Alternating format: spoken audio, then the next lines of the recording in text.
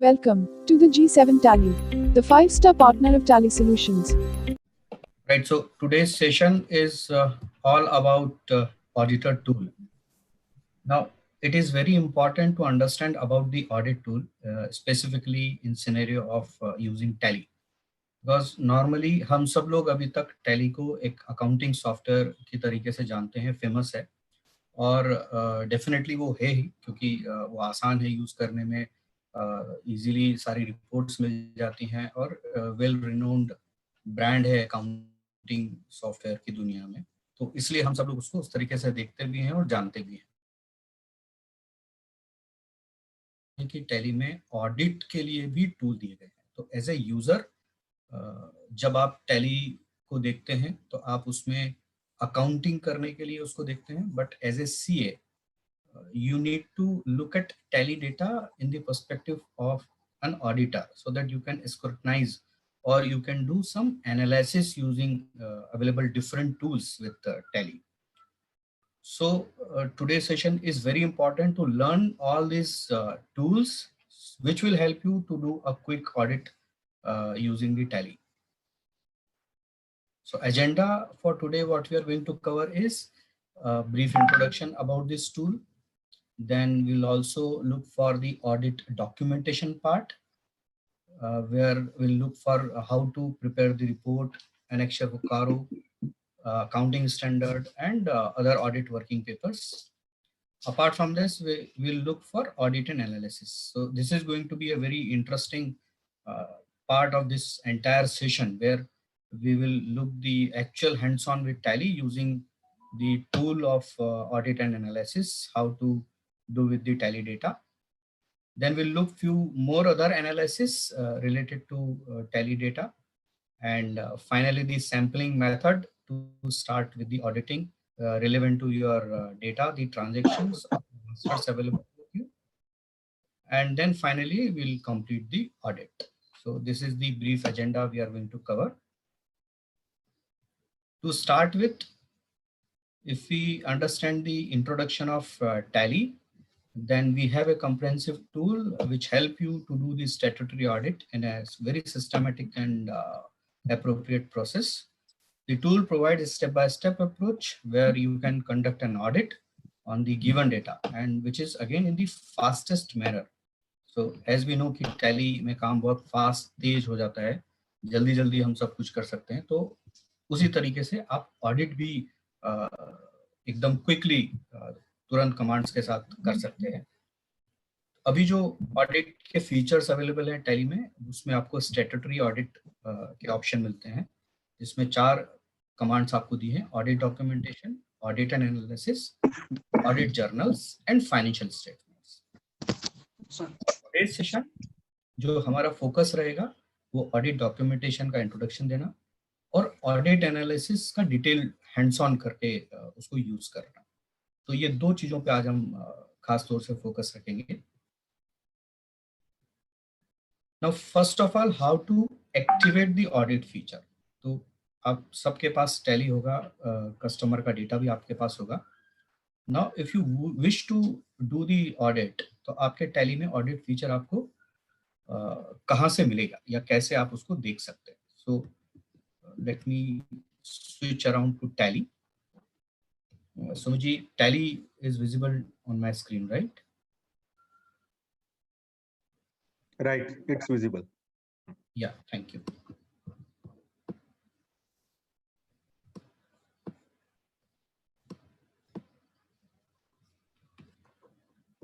So once you load any data in the company, let's say if I open this Apex India company.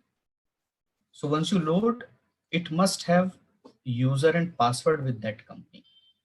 तो आपने जब user और password डाल के login करेंगे तो you would be able to see this audit and compliance menu, right?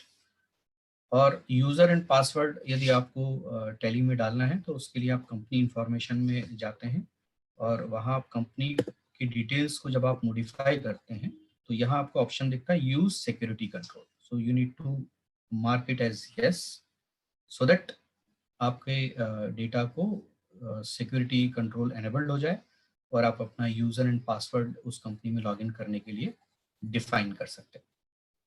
Once you define this, और जब आप कंपनी को लोड करेंगे तो you would be able to see this audit and compliance menu option under the audit section. यदि आपने ये feature enable नहीं किया है तो आपको ये वाला सेक्शन टैली के गेटवे ऑफ टैली मेनू में नहीं दिख पाएगा या नहीं मिलेगा। So this is how to activate this particular tool.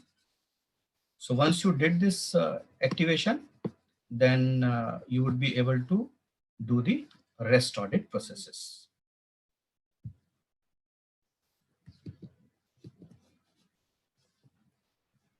So now, as we have done the activation of audit tool, next program we are going to learn about the audit documentation.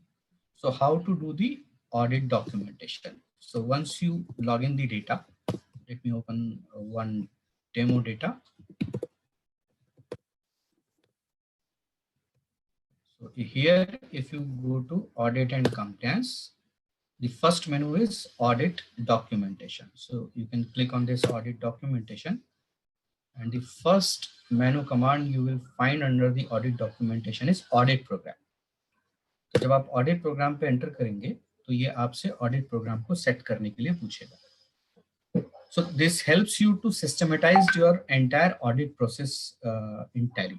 तो जैसे आपके अलग अलग process होते हैं या steps होते हैं ऑडिट करने के लिए, तो वो आप यहाँ डिफाइन कर सकते हैं कि सबसे पहला काम जो होगा वो बैंक बुक वाउचिंग का होगा, उसमें कितना समय लगेगा।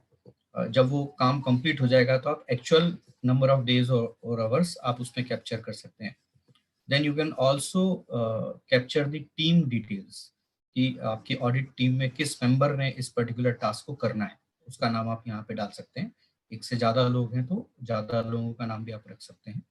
वंस वेरिफिकेशन डन, तो आप वेरिफिकेशन के रिमार्क्स डिटेल में यहाँ नोट कर सकते हैं। रिव्यू मोड में है तो रिव्यू भी आप यहाँ पे कैप्चर कर सकते हैं। तो likewise you can prepare an entire agenda or the program of audit including the all listed audit areas. तो already Tally ने कुछ standard list of audit areas define करके रखे हैं। Apart from this, if you want to create new one, you can select the new command और आप एक नया audit area create कर सकते हैं और उसको आप यहाँ पे as a program set कर सकते हैं।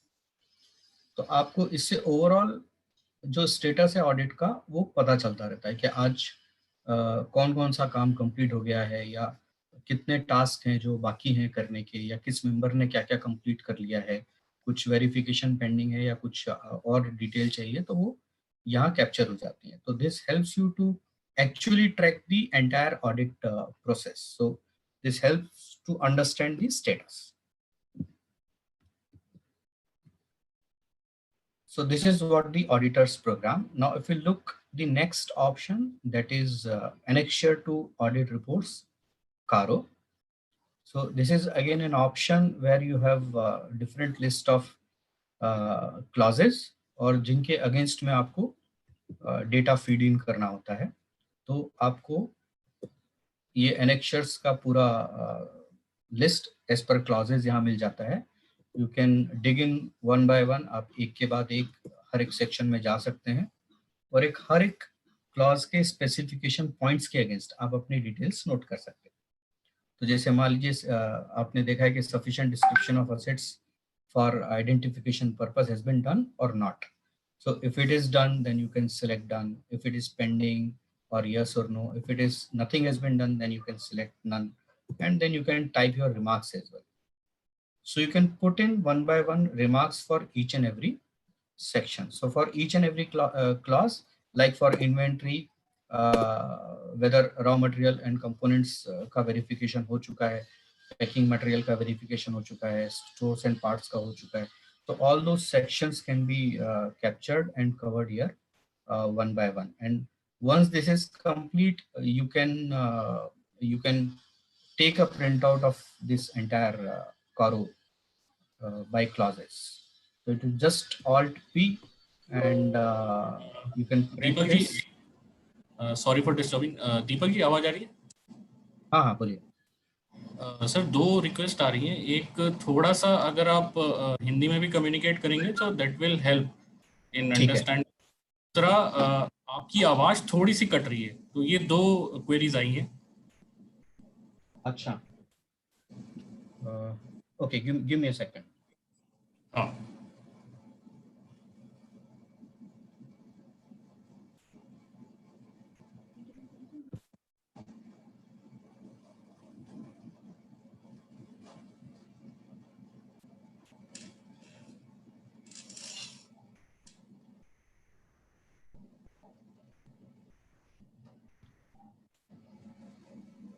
So I try to check my internet connection.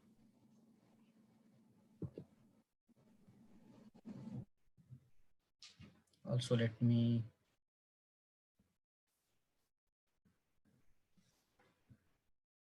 check my volume.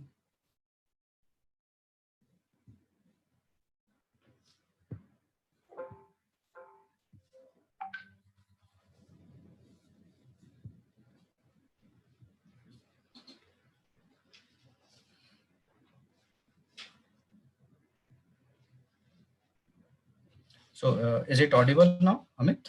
If you can confirm. Yes, sir. It's audible. Okay, ठीक है। तो जैसा अभी हमने देखा कि ऑडिटर्स का जो रिपोर्ट है कौरो, उसमें हम एक एक सेक्शन में जाके उनका डिटेल्स हम लोग कैप्चर कर सकते हैं वन बाय वन। और एक बार ये डिटेल्स सारे फीड होने के बाद हम इसका प्रिंट आउट निकालना चाहते हैं तो प्रिंट भी निकाल सकते हैं। तो ऑल्ट पी यूज करके प्रिंट कमांड लगाएंगे और इसमें हम यहाँ पे प्रिंट कर सकते हैं। सिग्नेचर डिटेल चाहे तो सिग्नेचर भी हम यस करके इसको प्रिंट कर सकते हैं। So once you print this, तो आपको ये इस तरीके से इसका एक एनेक्चर लिस्ट पूरा प्रिंट आउट मिल जाएगा।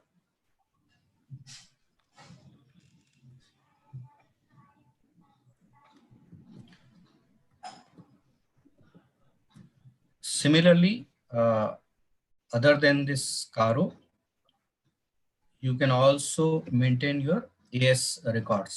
तो आपके जो अकाउंटिंग स्टैंडर्ड्स होते हैं, आप उनको भी मेंटेन करना चाहते हैं टैली में, तो इसी तरीके से अकाउंटिंग स्टैंडर्ड में आप जाइए और अकाउंटिंग स्टैंडर्ड्स में आप डिस्क्लोजर ऑफ अकाउंटिंग पॉलिसीज या वैल्यूएशन ऑफ इन्वेंट्रीज, ये सारे जो आपके अकाउंटिंग स्टैंडर्ड्स हैं, इनकी रेस्पेक्टिव वैल्यूज आप यहाँ पे उनके रिमार्क्स के साथ आप कैप्चर कर सकते हैं। तो जैसे एग्जांपल के लिए valuation of inventories is applicable yes, उसको कंपाइल किया है, जो हमने यस लिखा है, और रिमार्क्स में हमने नोट किया है कि LIFO was the valuation change to. तो इस तरीके से हम हर एक अकाउंटिंग स्टैंडर्ड के अगेंस्ट उनके एप्लीकेबिलिटी, उनके कंपाइल्ड वैल्यू और उनके रिमार्क्स, इनको हम यहाँ पे नोट डाउन कर सकते हैं डिटेल में लिस्ट के साथ। और वंस दिस इज रेडी और कंप्लीटेड, तो हम इसको ऑल्ट पी यूज करके, प्रिंट कमांड यूज करके we can print and use in the audit report. Similarly standard of auditing भी है जो आपको हेल्प करता है ये करने के लिए। नाउ दिस इज आल्सो एक इम्पॉर्टेंट एरिया है, audit documentation, audit working paper. So audit working paper, आप जब भी ऑडिट करते हैं तो ऑडिट करते समय आपने अलग अलग एरियाज में अलग अलग ऑडिटिंग की वैल्यूज को नोट किया है या नोटिफिकेशंस हैं या रिमार्क्स डाले हैं। तो टैली की ये खूबी है कि टैली ये सारे रिमार्क्स को ऑटोमेटिकली खुद से कैप्चर करता जाता है, नोट करता जाता है और ये रिपोर्ट्स वो खुद से बनाता है। So when you do the audit process और आप एक एक ट्रांजेक्शन को या वाउचर को जहाँ पे ऑडिट करेंगे या उसमें नोट्स डालेंगे, अभी जैसा मैं आपको आगे दिखाऊंगा, तो वो सारे के सारे अपने आप से कैप्चर होते हैं इस रिपोर्ट में और ये एक ऑटोमेटिक रिपोर्ट आपकी ऑडिट वर्किंग पेपर की यहाँ पे आपकी तैयार हो जाती है। तो ये कंपाइल्ड होकर आपको पूरी दिखती है। आप इसको मेंबर वाइज फिल्टर करके देखना चाहते हैं तो आप इसको ऐसे मेंबर वाइज फिल्टर करके भी देख सकते हैं। तो जिस मेंबर ने इसको सबमिट किया है या जिस मेंबर ने ऑडिट प्रोसेस किया है उसमें नोट डाले हैं ऑडिट के, वो सारे आपको ऑटोमेटिकली यहाँ पे एक एक करके दिखने लगते हैं। So specifically for vouchers masters company आप अलग अलग देखना चाहते हैं तो आप वैसा भी देख सकते हैं कि जैसे आपने वाउचर्स का ऑडिट वर्किंग देखना है, मास्टर से रिलेटेड ऑडिट वर्किंग देखना है, और कंपनी से रिलेटेड ऑडिट वर्किंग आपको देखना है, तो ये सारे नोट्स आप यहाँ पे देख सकते हैं।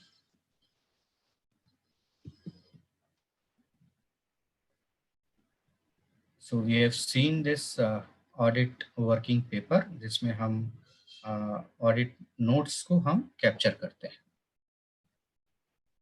दिस सेकंड एरिया जो एक सबसे इम्पोर्टेंट आज के सेशन का है, दैट इज ऑडिट एनालिसिस। तो ये जो ऑडिट एनालिसिस है वो आपको ऑडिट एंड कंप्लायंस मेन्यू में सेकंड ऑप्शन मिलता है, audit analysis. So once you enter this, आपको ये पूरा ऑडिट एनालिसिस का स्क्रीन दिखेगा which has been divided into 2 parts. तो पहला जो सेक्शन है वो आपके डेटा एनालिसिस से रिलेटेड है और दूसरा जो है वो ऑडिटिंग से रिलेटेड है।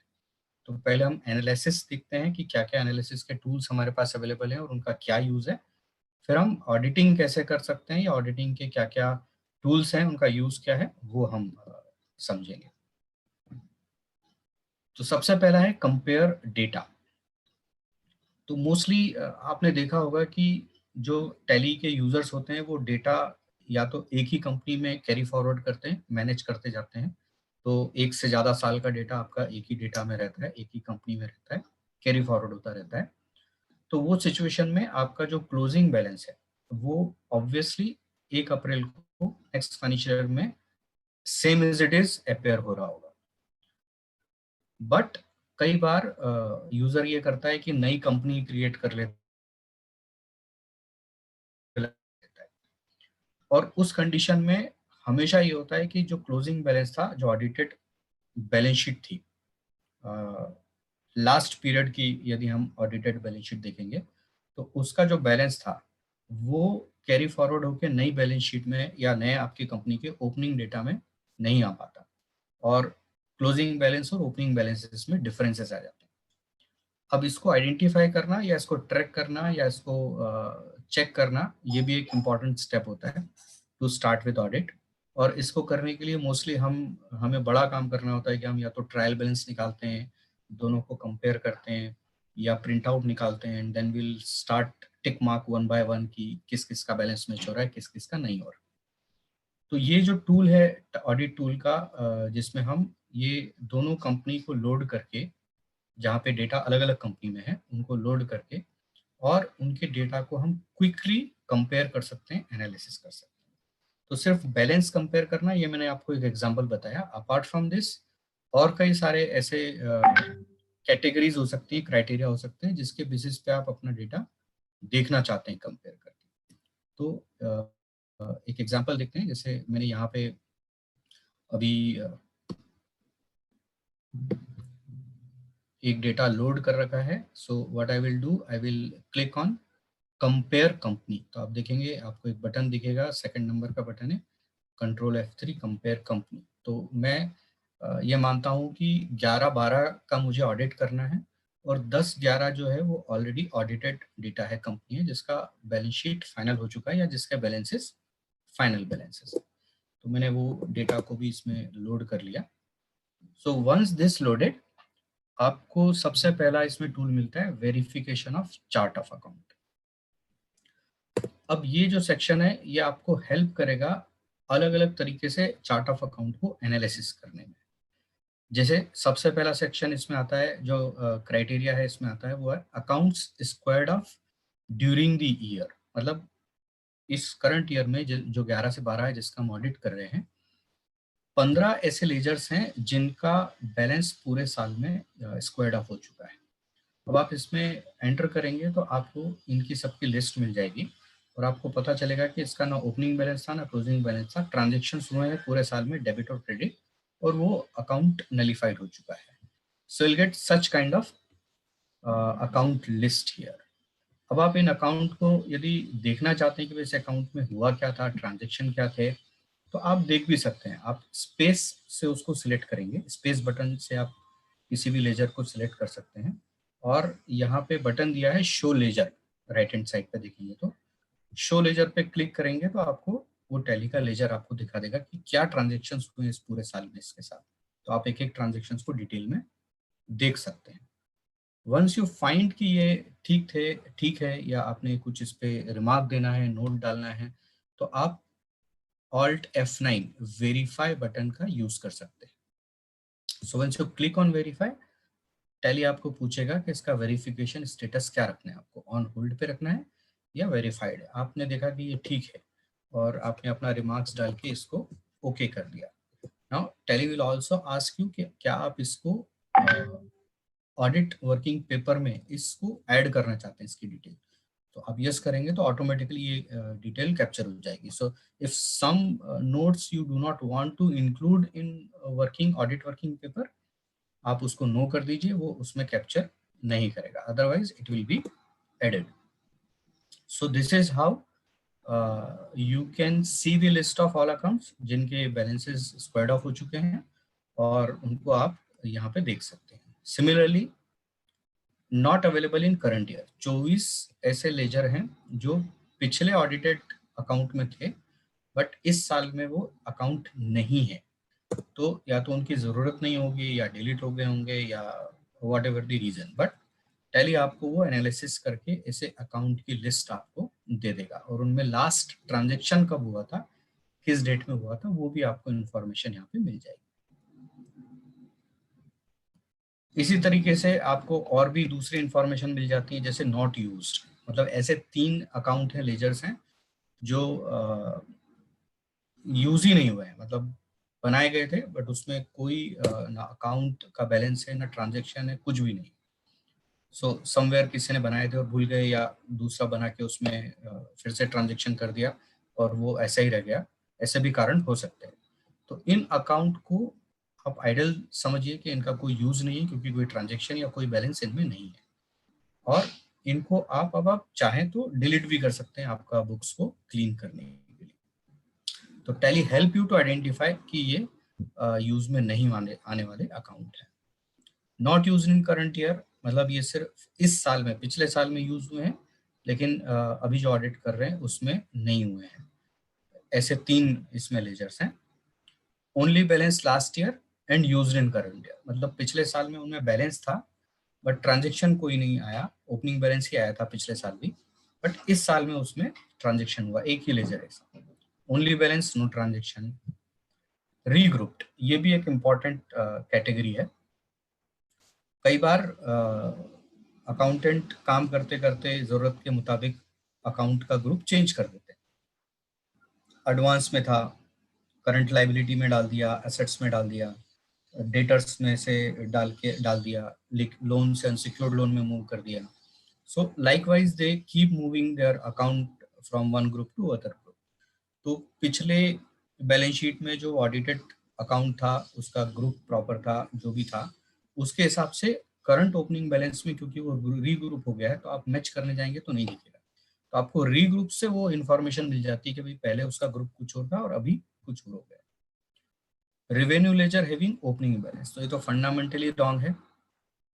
किसी भी रेवेन्यू अकाउंट का ओपनिंग बैलेंस नहीं होना चाहिए, बट गलती से कभी कभी डल जाता है या डाल दिया जाता है तो वो इमीडिएटली यहाँ पे आपको आइडेंटिफाई हो जाता है। तो आप देखेंगे तो आपको पता चलेगा ट्रांसपोर्टेशन और व्हीकल रिपेयरिंग, ये 2 ऐसे अकाउंट हैं जिनमें ओपनिंग बैलेंस को डाल दिया गया है जो नहीं होना चाहिए। And used only in current year, so आपको इस साल में यूज हुए हैं, पिछले साल में नहीं थे, ऐसे 47 लेजर्स हैं। तो ये कुछ क्राइटेरियाज हैं जिनके थ्रू आप पूरे अकाउंट्स को अलग अलग एनालिसिस कर पा रहे हैं या अलग अलग तरीके से आप देख पा रहे हैं। तो ये पहला सेक्शन था ऑडिट टूल का, ऑडिट एनालिसिस में डेटा एनालिसिस का, जो कि verification of chart of account था। So if we have any questions, we can check right now or we can answer right now related to this. इसमें सिर्फ एक query आई है क्या कि अकाउंटिंग स्टैंडर्ड वाला जो अभी तक हमने जो डिस्कस किया उसमें से है कि जो अकाउंटिंग स्टैंडर्ड की वर्किंग थी वहां कम अगर हम कुछ ऐड करना चाहें तो कर सकते हैं।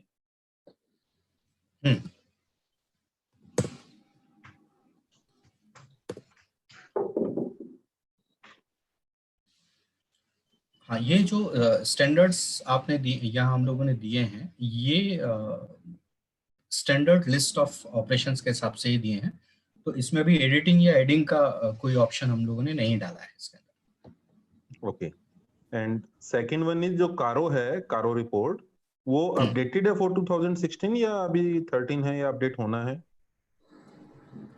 Sir mostly it is updated since last year, so यदि इस साल में कुछ नए अपडेट हुए हैं तो that we need to check. Okay, ठीक, थैंक यू। दीपक जी, एक मेरी क्वेरी थी। हाँ जी, बोलिए। रिगार्डिंग दैट कारो ओनली, ये टैली में आपके ये ऑटोमेटिक अपडेट होता है या इसको थ्रू वेंडर अपडेट करवानी पड़ती है? जैसे टाइम टू टाइम रिवीजन होती रहती है कारो, जैसे अभी 19 आ गया, उससे पहले हमारा ओल्डर वर्जन था। ये सर टैली का जो नया रिलीज आता है हर बार, वो रिलीज पे ये हम लोग अपडेट करते हैं। तो आप जब टैली का रिलीज देखेंगे, जैसे अभी मैं सीरीज ए रिलीज 6.62 यूज कर रहा हूँ, बाहर आके देखते हैं तो ये लेटेस्ट रिलीज। तो ये रिलीज से आपका पता चलता है कि आप नया यूज कर रहे हैं और आप लेटेस्ट यूज कर रहे हैं। तो पुराना यदि होगा और उसमें अपडेटेड नहीं होगा तो वो रिलीज आपको अपडेट करना पड़ेगा। So if you just update your release, you will get the latest और अपडेटेड। हाँ हाँ, पूछो शिव। एक सर, अभी जो आप लेजर्स चेक कर रहे थे, वहां पे वेरीफाइड पेंडिंग लिखा हुआ आ रहा था, वो क्या था, वो आप बताएंगे? हाँ, this one, right? Yes sir, yes sir. ये मेरे खुद के रिकॉर्ड या ट्रिकिंग के लिए है, बिकॉज मैं हर एक सेक्शन में जाऊंगा और मुझे अलग अलग लिस्ट ऑफ अकाउंट्स यहाँ पे दिखेंगे, जैसे not available in current year, है ना। अब मैं चाहता हूँ कि मैंने इनको देख लिया, मैंने अपनी तरफ से इनको चेक करना था, कर लिया, तो मुझे ट्रैक कैसे रहेगा कि हाँ मैंने ये देख लिए थे। तो वो ट्रैक करने के लिए मैं इनको सिलेक्ट करके और इनको ऑडिट वेरीफाइड नॉन वेरीफाइड में डाल सकता हूँ। अच्छा, ये ऑप्शन है अवेलेबल? जैसे सिलेक्ट किया, अब यहाँ पे आ जाता है option verify, and then I can do on hold और अपना वेरिफिकेशन डाल के सेव कर सकता हूँ। ठीक है सर, थैंक यू। एक दीपक जी, सीए आशा जी की क्वेरी है कि जो अकाउंट स्क्वायर ऑफ वाली रिपोर्ट थी, उसके अंदर क्या वहीं से हम लेजर्स भी देख सकते हैं ओपन करके? हाँ हाँ बिल्कुल। आप जैसे ये पर्टिकुलर सेक्शन में हम लोग गए और मुझे लगता है कि ये नवीन ट्रेडर्स में कुछ 2153 रुपए का ट्रांजेक्शन हुआ है और क्या हुआ है वो मुझे देखना है, तो मैं यहीं से इस अकाउंट को शो लेजर इफेक्ट बटन दिया है राइट हैंड साइड में टॉप में, देखिए इस पे क्लिक करेंगे तो ये यहीं से आपको इसका अकाउंट पूरा दिखा देता है। ठीक है। बाकी एक पायल जी की क्वेरी है, उनको तो मैं रिवर्ट कर देता हूँ कि पायल जी ने पूछा है कि रिलीज ऑफ टैली जो आ गया है वो कैसे पता लगेगा। तो पायल जी, टैली में नीचे जहाँ रिलीज का नंबर लिखा होता है उसी के नीचे लिखा होता है कि लेटेस्ट वर्जन कौन सा आ गया है, तो आप उसको अपडेट कर सकते हैं। करेक्ट। तो ये जब गेटवे ऑफ टैली पे रहेंगे तो जो सबसे पहला बॉक्स है वर्जन एंड अपडेट्स का बॉक्स होता है, इसमें आपको रिलीज और उसका स्टेटस लेटेस्ट है या नहीं वो आपको पता चलता है। ठीक है दीपक जी, अब आगे मूव कर सकते हैं।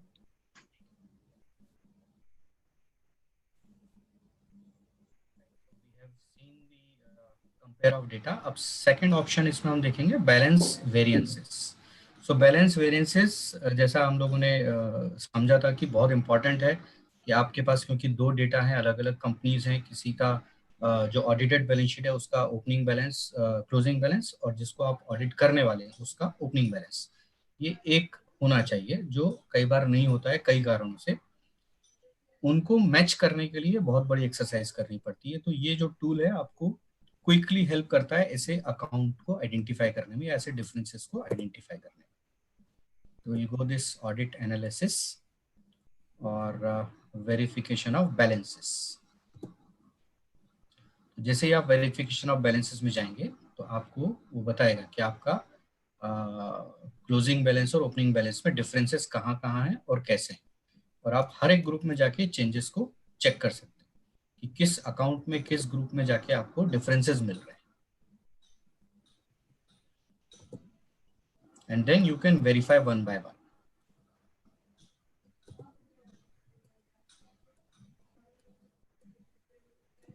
तो करंट एसेट्स में जैसे गए तो आपको पता चला कि डिपॉजिट्स और loans and advances are okay, but debtors and bank and cash are different.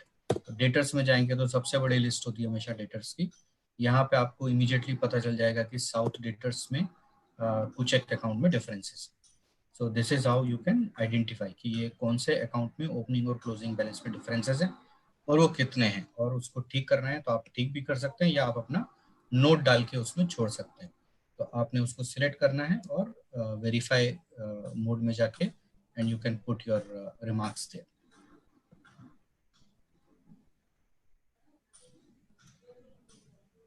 Similarly जो हमने चार्ट ऑफ अकाउंट से रिलेटेड ऑपरेशंस देखे थे वही आप आपके इन्वेंट्री से रिलेटेड सेक्शंस के साथ भी आप कर सकते हो। तो जैसे आप स्टॉक आइटम में जाएंगे तो आपके डिफरेंसेस इन ओपनिंग स्टॉक आप पता कर सकते हो कि आपके स्टॉक में डिफरेंसेस क्यों हैं। तो 7 ऐसी आइटम है जिनमें स्टॉक में डिफरेंस है। कौन से ऐसे स्टॉक आइटम है जिनमें नेगेटिव स्टॉक दिख रहा है। Not available in current year, not used मतलब स्टॉक आइटम है बट यूज नहीं हुए अभी तक, not used in current year or used only in current year. तो इस तरह के एनालिसिस आपको तुरंत से यहाँ मिल जाते हैं और आप फिर उनको one by one you can check and compare. तो दीपक जी ये बिल्कुल ईयर एंड के नेगेटिव बैलेंस या ओपनिंग के नेगेटिव बैलेंस ही बताएगा या ड्यूरिंग द ईयर अगर किसी टाइम पे नेगेटिव है कोई स्टॉक वो भी बताता है? नहीं सर, ये आपको क्लोजिंग बैलेंस का ही नेगेटिव स्टॉक बताएगा। आपको यदि पर्टिकुलर पीरियड में जाके देखना है तो फिर आपको उस पर्टिकुलर आइटम को ओपन करके वन बाय वन चेक करना पड़ेगा। तो जैसे आपने यहाँ गए और आपने ये स्टॉक आइटम को ओपन किया तो यहाँ आपको बटन मिल जाएगा डेली नेगेटिव।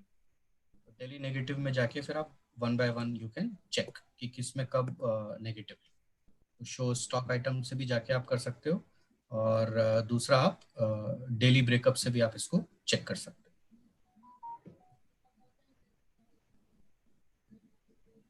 ठीक है, हाँ ये बहुत यूजफुल है। ये but this can be done one by one, एक एक करके आप स्टॉक आइटम में जाके देख सकते हैं। ठीक है। तो स्टॉक आइटम और चार्ट ऑफ अकाउंट एनालिसिस आप कर सकते हैं। Then balances you can compare. तो आपने बैलेंसेस भी कंपेयर कर लिए। Now let's move to next section that is pending document. तो ये भी एक इम्पॉर्टेंट सेक्शन है पेंडिंग डॉक्यूमेंट का, जिसमें कुछ ऐसे यूजर्स होते हैं टैली के जो ऑर्डर्स अपने टैली में बनाते हैं या उन्होंने डिलीवरी नोट या रिसिप्ट्स नोट के फीचर को ऑन किया हुआ है और वो फीचर्स को वो लोग यूज कर रहे हैं।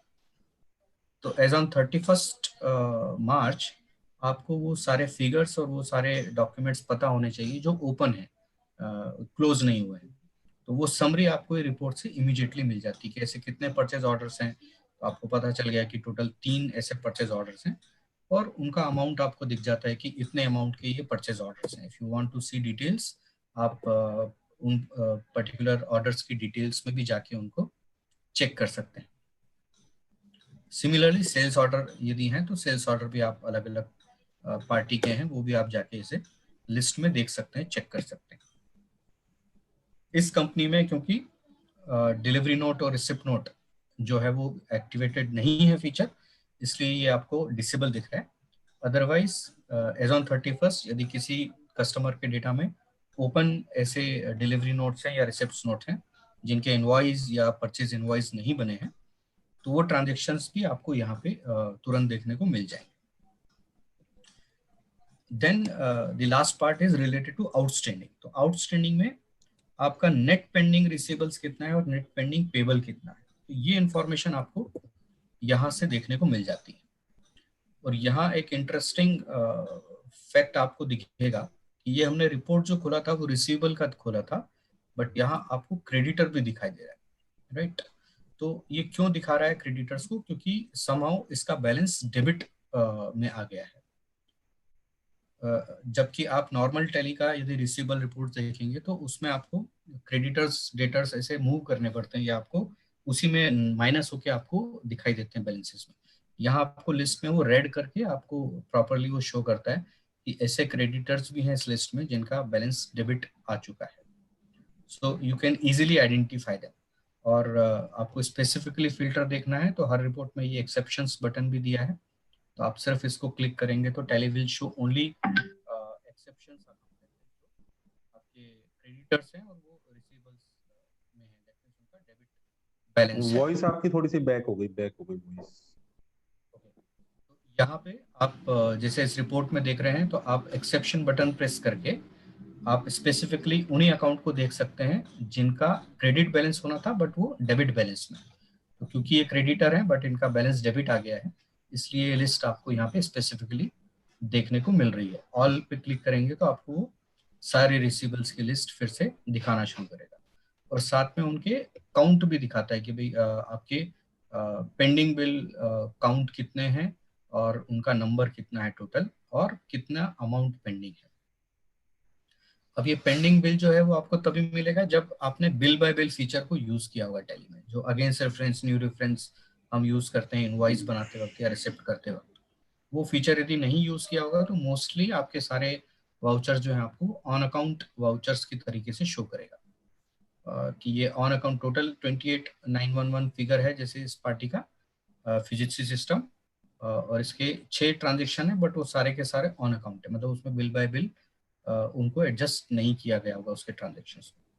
तो ये एक इमीडिएट रिपोर्ट आपको यहाँ पे मिल जाती है और ये हर एक रिपोर्ट में आपको एक फीचर मिलता है। जैसे मान लीजिए आपको लगता है कि मैं एक एक करके अकाउंट देखते हुए और उसको हटाते जाना चाहता हूँ कि मैंने देख लिया, तो यहाँ पे ऑल्ट आर का आप यूज कर सकते हो कि ये मैंने देख लिया, ये मैंने देख लिया, ये मैंने देख लिया, ये मैंने देख लिया, जस्ट फॉर टेम्परेरी पर्पस, ताकि वो फिल्टर होते जा रहे हैं, right.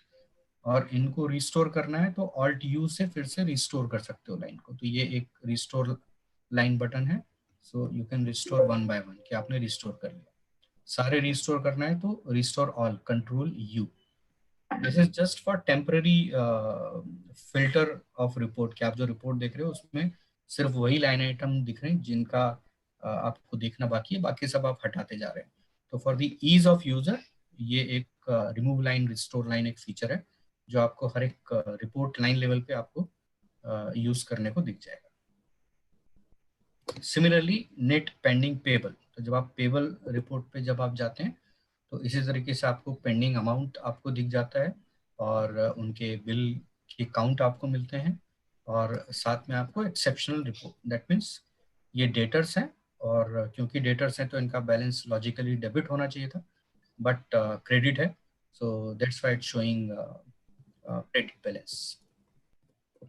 One more thing, when जब आप इस रिपोर्ट को देख रहे हैं, पेबल रिपोर्ट को आप देख रहे हैं और आप इसी समय इसको एज वाइज करना चाहते हैं तो आप F6 यूज करके इसको एज वाइज एनालिसिस में भी आप इसको रिपोर्ट को जनरेट कर सकते हैं। तो जैसे आप चाहते हैं कि बिल डेट से या ड्यू डेट से आप 60 डेज देन 60 to 180 डेज आप इसको एनालिसिस देखना चाहते हैं तो आप इस तरीके से इसको चेंज कर दीजिए और पूरा डेटा जो है आपका वो नंबर ऑफ डेज में डिस्ट्रीब्यूट हो जाएगा। तो नंबर ऑफ कॉलम्स बढ़ जाते हैं। तो जैसे आपको पता चलेगा कि चैलेंजर सिस्टम है, तो ये challenger system total pending amount कुछ 27 लाख है बट उसमें से जो 60 दिन के अंदर अंदर है वो 4 लाख है। 60 से 180 दिन है उसमें 1,30,000 है और 180 के ऊपर जो है वो कुछ 24 लाख है। तो इस तरीके का एनालिसिस भी आप देखना चाहते हैं तो इसी रिपोर्ट में आप एज वाइज रिपोर्ट बटन को यूज करके आप क्विकली एनालिसिस कर सकते हैं।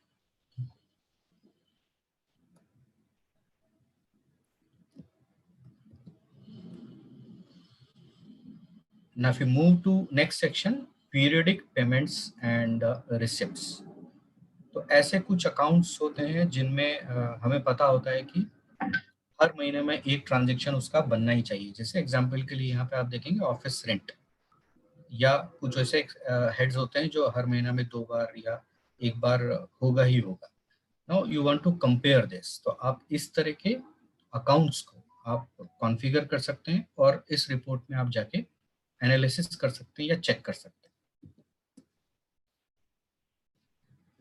जैसे पीरियडिक रिसिप्ट्स एंड पेमेंट्स में हम गए और यहाँ यदि आपको कोई भी अकाउंट ऐड करना है या इस रिपोर्ट में टैग करना है तो हर एक रिपोर्ट में आपको एक बटन मिलेगा मास्टर कॉन्फ़िगरेशन। तो ये मास्टर कॉन्फ़िगरेशन में जाके आप सिलेक्ट कर सकते हैं पीरियडिक पेमेंट्स एंड रिसिप्ट्स, और जिस अकाउंट को भी आप इस रिपोर्ट में इंक्लूड करना चाहते हैं, जैसे एएमसी कंप्यूटर, आप चाहते हैं कि ये हर महीना में एक इसका ट्रांजेक्शन होना चाहिए, तो आप इसको सिलेक्ट करके और अपडेट बटन का यूज करेंगे F5, तो ये ऑटोमेटिकली यस हो जाएगा। दैट मीन्स ये अकाउंट अब आपके इस पर्टिकुलर रिपोर्ट में, पीरियडिक रिपोर्ट्स में आपको ये अकाउंट विजिबल रहेगा। सिमिलरली कुछ भी और दूसरे ऐसे अकाउंट हैं तो आप उन पे जाके उनको सिलेक्ट कर सकते हैं और उनको एप्लीकेबल कर सकते हैं। तो इस तरीके से ये रिपोर्ट आपको दिखने लगती है। तो फॉर एग्जांपल आपको पता चला कि आपने ऑफिस रेंट का जो टोटल ट्रांजैक्शन बनाए हैं वो 12 बनाए हैं पूरे दोनों साल के डेटा में, और दोनों साल की वैल्यू भी आपको देखने को मिल जाती है, और उनमें यदि वेरिएंसेस है तो वो भी आपको एक वेरिएंस का एनालिसिस देखने को मिल गया। तो कई बार इसमें जो गलती होती है कि भाई लास्ट मार्च का जो ट्रांजैक्शन है वो छूट जाता है बिकॉज वो अप्रैल में अप्रैल होगा, तो उसका जो प्रोविजन आपको बुक करना होता है वो एंट्री छूट जाती है, वो ट्रांजैक्शन रह जाता है। So for that thing you can track, तो आपके जितने पीरियडिक अकाउंट है यदि एक बार आपने मार्क कर दिए तो वो एनालिसिस से, ये रिपोर्ट से आपको तुरंत आप उसको ठीक कर सकते हो।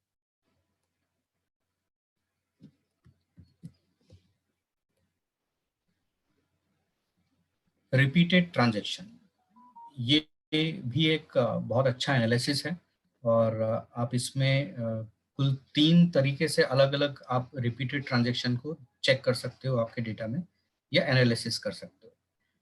तो सबसे पहला तरीका जैसा है date, same party and value. दूसरा है पार्टी जिसमें सेम डेट और सेम वैल्यू है, और तीसरा वैल्यू वाइज देख सकते हो जिसमें एक ही पार्टी और एक ही डेट है। तो ये 3 एंगल से आप अपने डेटा को, रिपीटेड ट्रांजैक्शन की लिस्ट को आप टैली में चेक कर सकते हो। तो लेट्स से हम रिपीटेड ट्रांजैक्शंस में जाते हैं, तो यहाँ आपको इस तरीके से रिपोर्ट मिलेगी जिसमें आपको ये सारे अकाउंट हेड दिखेंगे, उनका अमाउंट दिखेगा, और यहाँ पे आपको उनका नंबर ऑफ टोटल वाउचर्स या ट्रांजैक्शंस कितने हैं वो दिखेंगे। तो अब जैसे ट्रांसपोर्टेशन आप देखिए 2500 रुपया है और टोटल वाउचर 24 है, तो आप इसको जाके देख सकते हैं कि ये टोटल रिपीटेड ट्रांजैक्शन इसके 24 बने हुए हैं। और इसको आप यदि चेंज करना चाहते हैं तो आप F12 कॉन्फ़िगरेशन में जाएंगे और यहाँ से अब आप इसको चेंज कर सकते हैं। तो जैसे अभी हम इसको डेट में सेम पार्टी देख रहे थे, मतलब डेट है बट उसमें पार्टी और वैल्यू सेम है, बट हम दूसरा देखना चाहते हैं पार्टी है बट डेट और वैल्यू सेम होना चाहिए, और यहाँ पे हम अपना क्राइटेरिया कुछ वैल्यू फिल्टर करना है तो वो भी हम डाल सकते हैं। तो अब देखिए ये चेंज हो गया, अभी आपको हर डेट में कोई भी एक अमाउंट कितनी बार रिपीट हुआ है वो आपको पता चलेगा। तो लेट से 28 फरवरी का हम देखते हैं 1235 रुपया, ये 4 बार रिपीट क्यों हुआ है, तो आपको पता चलेगा कि ये फास्ट कुरियर और टेलीफोन लिंक को ये दो ट्रांजैक्शन बने हैं। तो दिस में भी बाय मिस्टेक कि उसने गलती से एक ही वाउचर को 2 बार पंच कर दिया है। तो ये आप क्विकली यहाँ पे आप आइडेंटिफाई कर सकते हो इनको, और हर जगह आप सिलेक्ट करके आपको जो ऑडिट का फीचर मैंने बोला, आप ऑडिट में जाके और अपना ऑब्जर्वेशन या जो भी आपको ऑन होल्ड ऑडिटेड जो भी डालना है वो आप इसको नोट कर सकते हो। सिमिलरली थर्ड है जिसमें आप वैल्यू रख रहे हो सेम पार्टी एंड डेट में, तो ये एक थर्ड वैल्यू आ जाएगा। तो इसमें अकाउंट आपके रिपीट होंगे और उसमें आपको हर डेट में कितने रिपीटेड ट्रांजैक्शन है वो आपको दिखेंगे। तो जैसे कन्वेंस है उसका 31 मई को 3 ट्रांजैक्शन एक ही जैसे बने हैं, 2 हैं इसमें देखिए, तो आपको दिख जाएंगे कि वो कैसे रिपीट हो रहे हैं। सैलरी पेबल 3 बार डेबिट हुआ है, तो सेम अकाउंट डेबिट हुआ है और एक साथ हुआ है, तो वो आपको एक ही डेट में रिपीट हो रहा है वो पता चलेगा।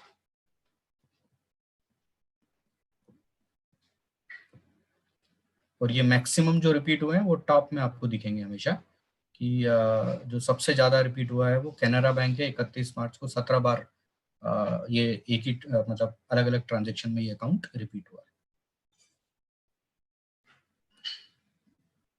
So this is how we can analyze the repeated transaction. Till now, if we have any questions, we can check.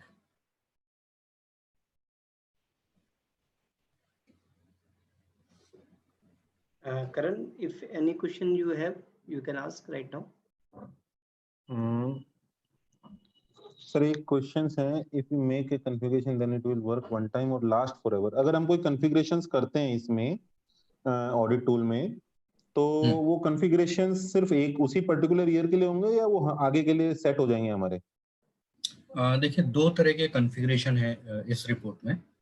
पहला तो वो है जो हम रिपोर्ट में करते हैं, जैसे आप रिपीटेड ट्रांजैक्शन में गए और आपने F12 करके और इसमें कॉन्फ़िगरेशन चेंज किया, तो ये टेम्पररी होते हैं। या आप जैसे इस रिपोर्ट से बाहर जाएंगे ये नॉर्मलाइज्ड हो जाएगा, आपने जो भी चेंज किया था, सेटिंग किया था, वो हट जाएगा।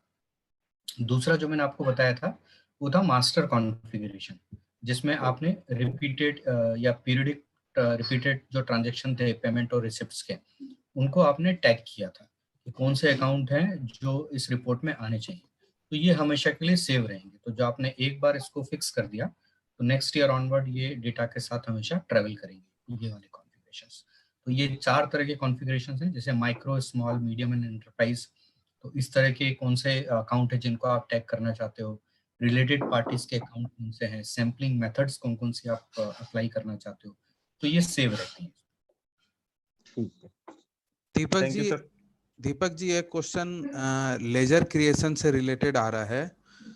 मेजर प्रॉब्लम क्या आती है कि जो रिपोर्टिंग्स में जो लेजर शो हो रहे होते हैं ना, तो कभी कभी क्या होता है, लेजर जब हम क्रिएट करते हैं तो उसमें कुछ चीजें छूट जाती हैं, यस नो करना। तो अगर ब्रीफ में आप थोड़ा उसका आइडिया दे दें कि लेजर्स क्रिएट करते समय क्या क्या बातें ध्यान में रखनी है कि वो रिपोर्ट्स में आ जाएं।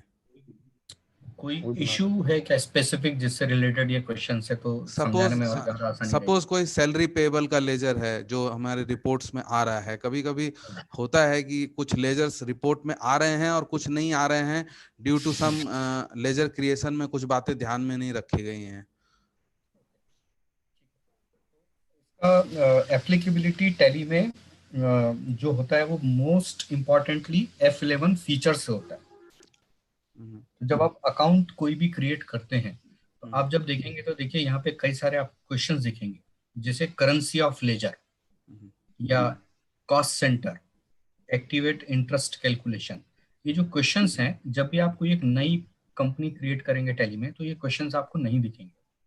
बहुत कम रिलेवेंट क्वेश्चंस आपको दिखेंगे, जैसे स्टैट्यूटरी इंफॉर्मेशन, ये भी आपको नहीं दिखेगा। ये कब आता है आपके अकाउंट क्रिएशन स्क्रीन पे, जब आप F11 फीचर में जाके फीचर्स को एनेबल करना शुरू करते हैं।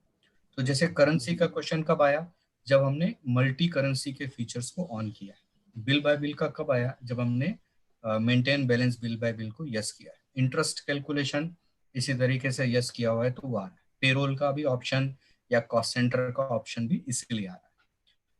टैक्सेशन का क्यों आ रहा है, क्योंकि स्टैट्यूटरी में हम जाएंगे तो हमने टैक्सेशन को, जीएसटी को, टीडीएस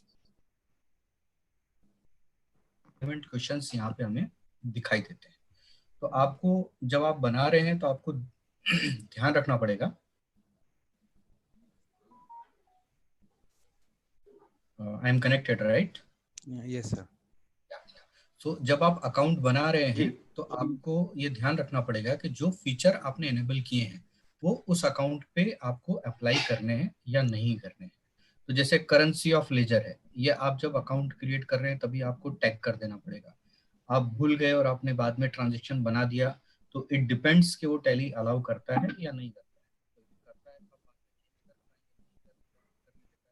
शायद नहीं कर पाएंगे। जैसे बिल बाय बिल फ्लेक्सिबल है, आप जब चाहे उसको एनेबल कर सकते हैं, जब चाहे आप डिसेबल कर सकते हैं।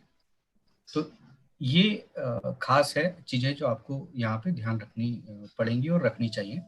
रिलेटेड टू टैक्सेशन, जब बैंक का अकाउंट बनाते हैं तो आप बैंक की डिटेल आप प्रोवाइड करते हैं और टैक्सेशन से रिलेटेड डिटेल आप यहाँ पे कस्टमर या वेंडर जो आपके होते हैं, मतलब संडे डेटर्स और संडे क्रेडिटर्स, जब आप क्रिएट करते हैं तो वो डिटेल्स आपको यहाँ पे प्रोवाइड करनी होती है। हाँ, लेटर ऑन ये डिटेल्स आप जब भी अपडेट करना चाहें, मान लीजिए बनाते समय आपके पास नहीं है और आप बाद में अपडेट करना चाहते हैं, तो आप बाद में भी उनको अपडेट कर सकते हैं। ठीक ठीक।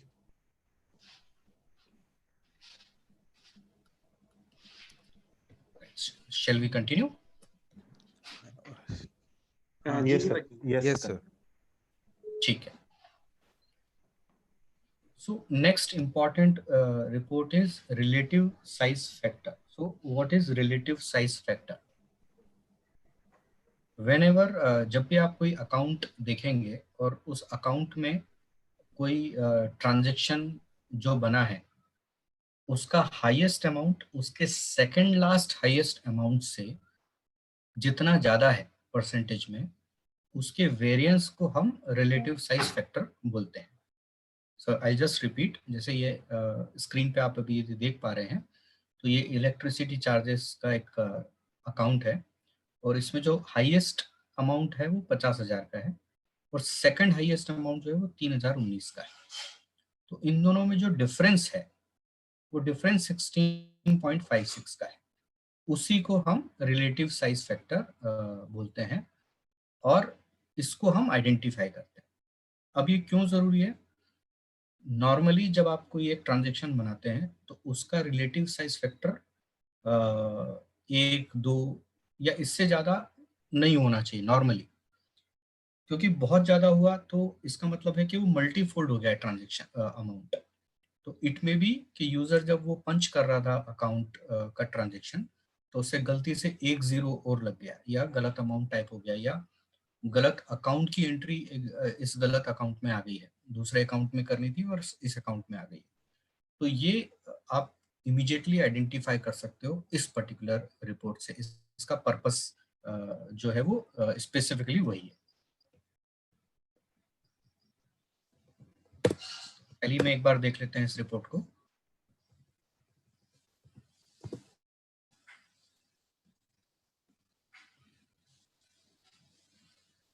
अब देखिए ये MM लाल ये 28.75 है, सब्सक्रिप्शन 25 है, इलेक्ट्रिसिटी चार्जेस 16.65 है। तो अभी हमने इसका जो एग्जांपल लिया था, वी कैन चेक दिस कि भाई ये 3,019 था और अभी ये 50,000 हो गया। तो अब मैं इसमें यदि इसका लेजर चेक करूंगा तो लेजर में मुझे जाके पता चलेगा कि ये ट्रांजैक्शन जो है being of the amount spent towards purchase of genset, तो यहाँ जेनसेट परचेज किया है, अभी इलेक्ट्रिसिटी चार्जेस नहीं होना चाहिए। तो गलती से अकाउंटेंट ने जब पोस्ट किया इसको तो उसको नहीं समझ में आया तो उसने इलेक्ट्रिसिटी चार्जेस को ही पोस्ट कर दिया and this is how it got wrongly posted. तो इस तरीके से आप इमीडिएटली जितना भी रिलेटिव साइज फैक्टर हाई है जिनका, उनको आप एक बार यहाँ तुरंत चेक कर सकते हो। MM लाल तो अब ये पार्टी है तो इट में पॉसिबल उसका एक इनवॉइस बड़ा बनेगा, एक छोटा बनेगा, चलता है ना। सब्सक्रिप्शंस हैं तो इसका अलग अलग पेमेंट किए हमने सब्सक्रिप्शन के, तो समझ में आता है कि किसी दूसरे क्लब का सब्सक्रिप्शन लिया होगा तो वो हायर अमाउंट का हो सकता है।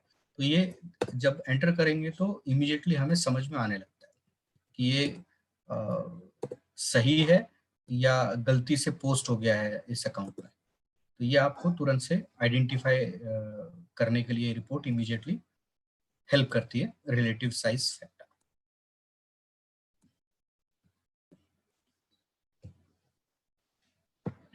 Let's move to next report.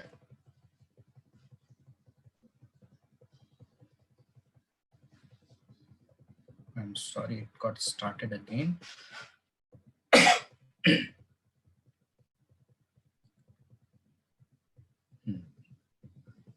So RSF देखने के बाद अब हम नेक्स्ट सेक्शन पे आते हैं, दैट इज अदर एनालिसिस। तो कुछ और एनालिसिस हैं जो आपको हेल्प करते हैं डेटा को एनालिसिस करने में या समझने में। उसमें सबसे पहला है इंटर बैंक ट्रांजैक्शंस।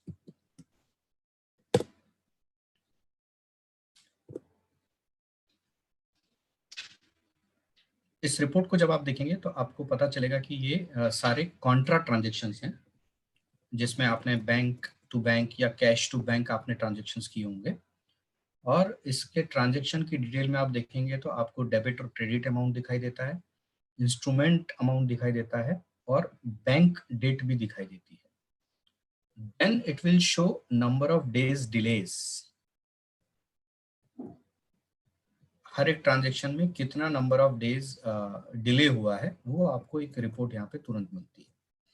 तो ये कैसे आपको पता चल रहा है सिस्टम से? इंस्ट्रूमेंट डेट, जब आपने ये ट्रांजैक्शन बनाया था उस समय आपने ये डेट आपने रिकॉर्ड किया होगा. तो लेट्स से जब मैं ये ट्रांजैक्शन को ओपन करता हूँ और ये डिटेल जब आती है तब आप देखिए टैली आपसे पूछता है इंस्ट्रूमेंट डेट. तो यहाँ आप इसको कैप्चर करते हो कि आपका इंस्ट्रूमेंट डेट क्या था. दूसरी जो डेट है वो 5 मई है. ये कहाँ से आएगी? जब आप अपने बैंक अकाउंट को रिकंसिलिएशन करते हैं उसके बाद ये डेट बैंक डेट में आती है. तो जब आपने रिकंसिलिएशन डेट को सबमिट किया टैली में तो वो डेट टैली अपने आप से यहाँ लेता है और इन दोनों में फिर यदि डिफरेंस है तो वो कैलकुलेट करके नंबर ऑफ डेज डिलेड में आपको कैलकुलेट करके वो दिखा देता है. So this helps you to analyse कि ऐसे कौन से बैंक टू बैंक ट्रांजेक्शन्स हैं या कैश टू बैंक या बैंक टू कैश ट्रांजेक्शन्स हैं जिनमें आपके नंबर ऑफ डिलेड डेज जो है वो ज्यादा है, जो नॉर्मली नहीं होने चाहिए, है ना. कुछ प्रोसेसिंग डिलेज की वजह से बैंक ने 1 या 2 दिन या 3 दिन डिले कर दिया, वो ठीक बात है, बट उससे ज्यादा का नहीं हो सकता या नहीं होना चाहिए. तो वो इस रिपोर्ट से आपको आइडेंटिफाई हो जाता है.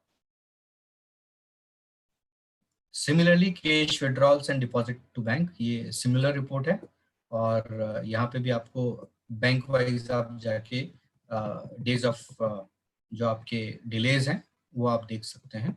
और अगेन यहाँ पे भी आपको सेम जैसा हर रिपोर्ट में मैंने आपको बताया, आप सिलेक्ट करके and then you can do audit और आप ऑडिट में अपना रिमार्क्स और अपना स्टेटस, ऑडिट स्टेटस अपडेट कर सकते हैं one by. We also have one fixed assets analysis. तो आप फिक्स्ड एसेट्स रिपोर्ट्स में जाके ये देख सकते हैं कि 180 दिन के अंदर और 180 दिन के ऊपर यदि कुछ है अमाउंट तो वो कितना है, एडिशन कितना हुआ है, यदि कुछ सेल हुए हैं तो सेल कितना हुआ है और क्लोजिंग बैलेंस असेट्स का कितना बचा है. तो एक क्विक समरी आपको फिक्स्ड एसेट्स की इस रिपोर्ट से एनालिसिस करने को मिल जाती है तुरंत से, which is normally you will not get in Tally. Normal reports में आपको ये नहीं दिख पाते. This is also very important, transactions on holiday. तो कुछ हॉलीडेज पे भी आपने एंट्री कर दिया है तो टैली आपको इमीडिएटली वो ट्रांजैक्शंस आइडेंटिफाई करके यहाँ पे शो करेगा. अब छुट्टी कब कब है और कौन से दिन की किस दिन के लिए है वो छुट्टी आपको बतानी है तो वो आप हॉलीडे कॉन्फ़िगर बटन को यूज करके आप कर सकते हो. जैसे आप यहाँ देख रहे हैं बटन दिया है Alt C, आप इसको क्लिक करोगे तो आप ये बता सकते हो कि आप के वीकली हॉलीडेज कब रहते हैं. तो मान लीजिए संडे को रहता है और बाकी दिन कब कब छुट्टियां हैं. तो ऐसा आप सारी डेट्स और उनके ओकेजन्स, हॉलीडेज के रीजंस आप यहाँ पे डाल के कैप्चर कर लीजिए. And now tally will show you the detail analysis. Like independence day के दिन आपने 3 ट्रांजेक्शन किए तो अब ये कॉन्ट्रा जो है बैंक का, दिस इज रॉन्ग, नहीं हो सकता, इंडिपेंडेंस डे के दिन छुट्टी होती है. So this is how you can identify list of transactions happened on holidays.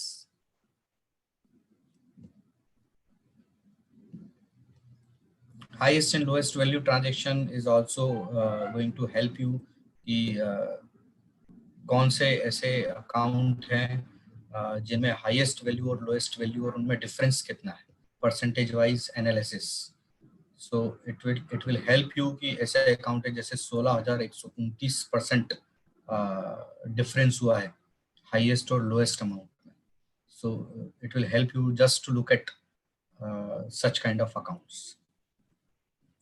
Stell check and instruments. तो आप ऐसे चेक्स जो आपने टैली में कॉन्फ़िगर किए हैं बैंकिंग में और आप उनको देखना चाहते हैं कि ये चेक जो हैं कितने दिन से पड़े हैं, पुराने हैं, और अभी तक इनका रियलाइजेशन नहीं हुआ है, तो वो रिपोर्ट आपको यहाँ पे दिख जाती है। अगेन ये बैंक रिकंसिलिएशन से रिलेटेड है, तो यदि आपने बैंक रिकंसिलिएशन नहीं किया तो ये रिपोर्ट आपके लिए बेकार हो जाती है। So once you do the bank reconciliation, आपको पता चलेगा कि कौन सा अकाउंट है जो कौन सा चेक है जो बेकार पड़ा है या अभी तक रियलाइज नहीं हुआ है, या आया था आपने अकाउंटिंग एंट्री करके रखी है बट बैंक में जमा नहीं हुआ है, तो वो इमीडिएटली आप यहाँ पे आइडेंटिफाई कर सकते हो। External confirmation, third party confirmation. So this also help you, जहाँ पे आप अपने वेंडर्स से या अपने कस्टमर से अकाउंट स्टेटमेंट बुलवाते हैं और उन अकाउंट स्टेटमेंट्स को आप चेक करना चाहते हैं, रिकंसाइल करना चाहते हैं, उनके बैलेंसेस कंफर्म करना चाहते हैं। रिकंसिलेशन तो नहीं बोलूंगा, लेकिन बैलेंस कंफर्म करना चाहते हैं। तो वो बैलेंस को कंफर्म करने के लिए आपको या तो उनको बोलना पड़ेगा कि भाई आपके अकाउंट के बैलेंसेस भेजिए, और फिर आप 1 बाय 1 उनको आप यहाँ पे चेक करते हैं। तो वही प्रोसेस आप टैली में डायरेक्ट कर सकते हैं। जैसे आपने लिस्ट बुला लिया और आपको ये मिल गया कि भाई एडव्यू कंसल्टेंट जो है उनका बैलेंस आ गया है और वो ओके है, so you can select that account and mark for confirmation. तो ये इस तरीके से आपका कंफर्मेशन हो जाता है। And you can also type the confirm balance. मान लीजिए उसका बैलेंस अलग है, तो वो आप अलग से उसका जो डिफरेंट बैलेंस है वो टाइप करके, and you can also use the remarks field to capture the detail कि भाई क्यों डिफरेंस है या क्या था। और इस तरीके से आप पूरा बैलेंस वाइज कंफर्मेशन का रिपोर्ट आप एक तरीके से अपने सारे डेटर्स और क्रेडिटर्स का पूरा ट्रैक यहाँ पे आप रख सकते हो। Then last we have an option for account reconciliation. So what is account reconciliation? तो अभी जो हमने देखा था वो बैलेंस कंफर्मेशन था। अब मान लीजिए बैलेंस कंफर्मेशन नहीं हुआ है और अब आपको अकाउंट रिकंसिलिएशन करना है, तो वो कैसे करेंगे? तो अभी जो ट्रेडिशनल तरीका है, या तो आप वो अकाउंट उससे आप ईमेल पे बुलवा लेते हैं या प्रिंट आ जाता है, और फिर आप अपने बुक्स ऑफ अकाउंट्स में से उसका प्रिंट आउट निकालते हैं, and then you tick mark 1 by 1 कि ये ट्रांजेक्शन मैच हो रहा है, ये नहीं हो रहा है, which is the traditional way of doing the reconciliation. Now Tally gives you an automated way of doing reconciliation. Condition ये है कि जिसका भी अकाउंट आप रिकंसाइल करना चाहते हैं वो भी टैली पे होना चाहिए, सो दैट कि उसका जब स्टेटमेंट आपके पास आए तो वो टैली के फॉर्मेट में ही हो, उसको आपको टेक्निकल नॉलेज उस पर अप्लाई करके उसके फॉर्मेट में कुछ करने की जरूरत नहीं पड़े। तो आपको जैसे पता होगा कि आप जब कोई भी रिपोर्ट टैली में से एक्सपोर्ट करते हैं तो आप XML फॉर्मेट में एक्सपोर्ट कर सकते हैं। तो आप अपने कस्टमर या वेंडर को बोल सकते हैं कि आप अपना अकाउंट XML फॉर्मेट में एक्सपोर्ट करके ईमेल कर दीजिए, और उस डेटा को आप डायरेक्टली इसमें इंपोर्ट करके और आप उसको मैच कर सकते हैं या रिकंसिलिएशन कर सकते हैं। तो फॉर एग्जांपल जैसे इस लिस्ट में जाते हैं तो यहाँ एक अकाउंट मैंने लेके रखा है हॉरिजॉन सिस्टम। तो अभी हॉरिजॉन सिस्टम का अकाउंट स्टेटमेंट मैंने XML में भी बुला के रखा है, अपने पास एक फाइल बुला के रखा है। So when I press enter on this, तो टैली आपसे पूछता है कि दो तरीके हैं आपके पास, एक है लोडिंग लेजर और दूसरा है loading transaction.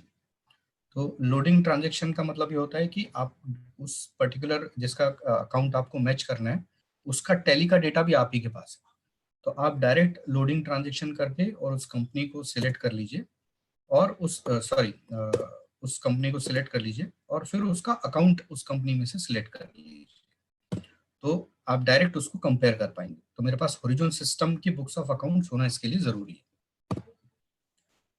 And the other way जो हम लोग बात कर रहे थे कि हमने उसका अकाउंट XML फॉर्मेट में एक्सपोर्ट करके बुलवाया है, तो वो हम लोडिंग ट्रांजैक्शन सिलेक्ट करेंगे और लेट से मैंने national.xml सिलेक्ट किया, मैंने फाइल जो बुलाया था उसका नाम ये था, और जब मैं इसको एंटर प्रेस करूंगा तो इस तरीके से कुछ आपको वो अकाउंट को रिकंसाइल करके दिखाता है।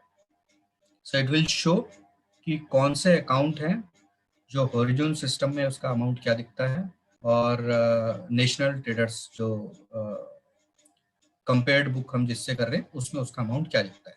तो उसने आपको बता दिया कि ये सेल और परचेज के ट्रांजेक्शन तो बाय डिफॉल्ट मैच ही हो गए। तो जहां हमारी बुक में वो सेल दिखा रहा है, उसने अपनी बुक में उतने अमाउंट का परचेज दिखाया है, बट बाकी के ट्रांजेक्शन मैच नहीं हो रहे। तो वो हो सकता है पार्ट्स में होंगे, या हो सकता है कि वो अलग अलग होंगे। तो again what we can do, we can select that particular transaction. जैसे ये रिसिप्ट्स है और वो कंसोलिडेटेड है, या उसके साथ एक बैंक चार्जेस था उसको मिला के और एक पेमेंट के ट्रांजेक्शन से मैच हो रहा है, तो what we can do, we can reconcile this manually. तो हम उसको सिलेक्ट कर सकते हैं, हम उसको सिलेक्ट कर सकते हैं, और सिलेक्ट करके यहाँ रिकंसाइल बटन दिया है नीचे, कंट्रोल एंटर प्रेस करके, और यहाँ पे ऑप्शन मिलता है कि क्या आप इसको इस ट्रांजेक्शन के साथ रिकंसाइल करना चाहते हैं। So when you press enter, you can put the remarks and reconcile. So this is how it will move from unreconciled section to reconciled section. तो इस तरीके से वो आपके रिकंसिलिएशन में आ जाता है। तो ये क्विक हो जाता है, फटाफट हो जाता है, और ये हमेशा आपके सिस्टम में जहां तक आपने करके रखा है वो स्टोर्ड भी रहेगा। तो नेक्स्ट ईयर यदि आप कंटिन्यू करते हो, या आप पीरियडिक ऑडिट कर रहे हो हाफ मंथ का, तो उसके हिसाब से आपको ये मिल जाता है। तो आप आधे साल का किए, वहां तक छोड़ दिए, और वहां तक उसका छोड़ने के बाद उसके आगे इसको कर सकते हो।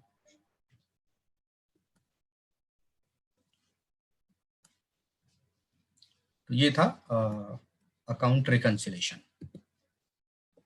So we have seen transactions on holiday, how to configure this, and how to look the transactions on holidays, और स्टेल चेक्स एंड इंस्ट्रूमेंट्स, ऐसे कौन से चेक हैं जो अभी तक नहीं रियलाइज हो पाए हैं बैंक में, वो इन्फॉर्मेशन हमें मिल जाता है।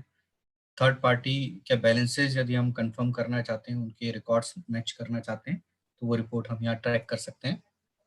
फिर हमने देखा अकाउंट रिकंसिलिएशन, तो जिसमें हमने देखा कि सामने जो दूसरा पार्टी है उसके अकाउंट से हमने XML फॉर्मेट में अकाउंट बुलाया एक्सपोर्ट करके, और इंपोर्ट करके हमने उसको ऑटोमेटिक रिकंसिलिएशन किया अपने बुक्स ऑफ अकाउंट के साथ, और उसको हमने चेक किया कि वो रिकंसिलिएशन में कैसे दिख रहा है। Now we will be moving to next section, that is sampling. Let's see if you have some question till now.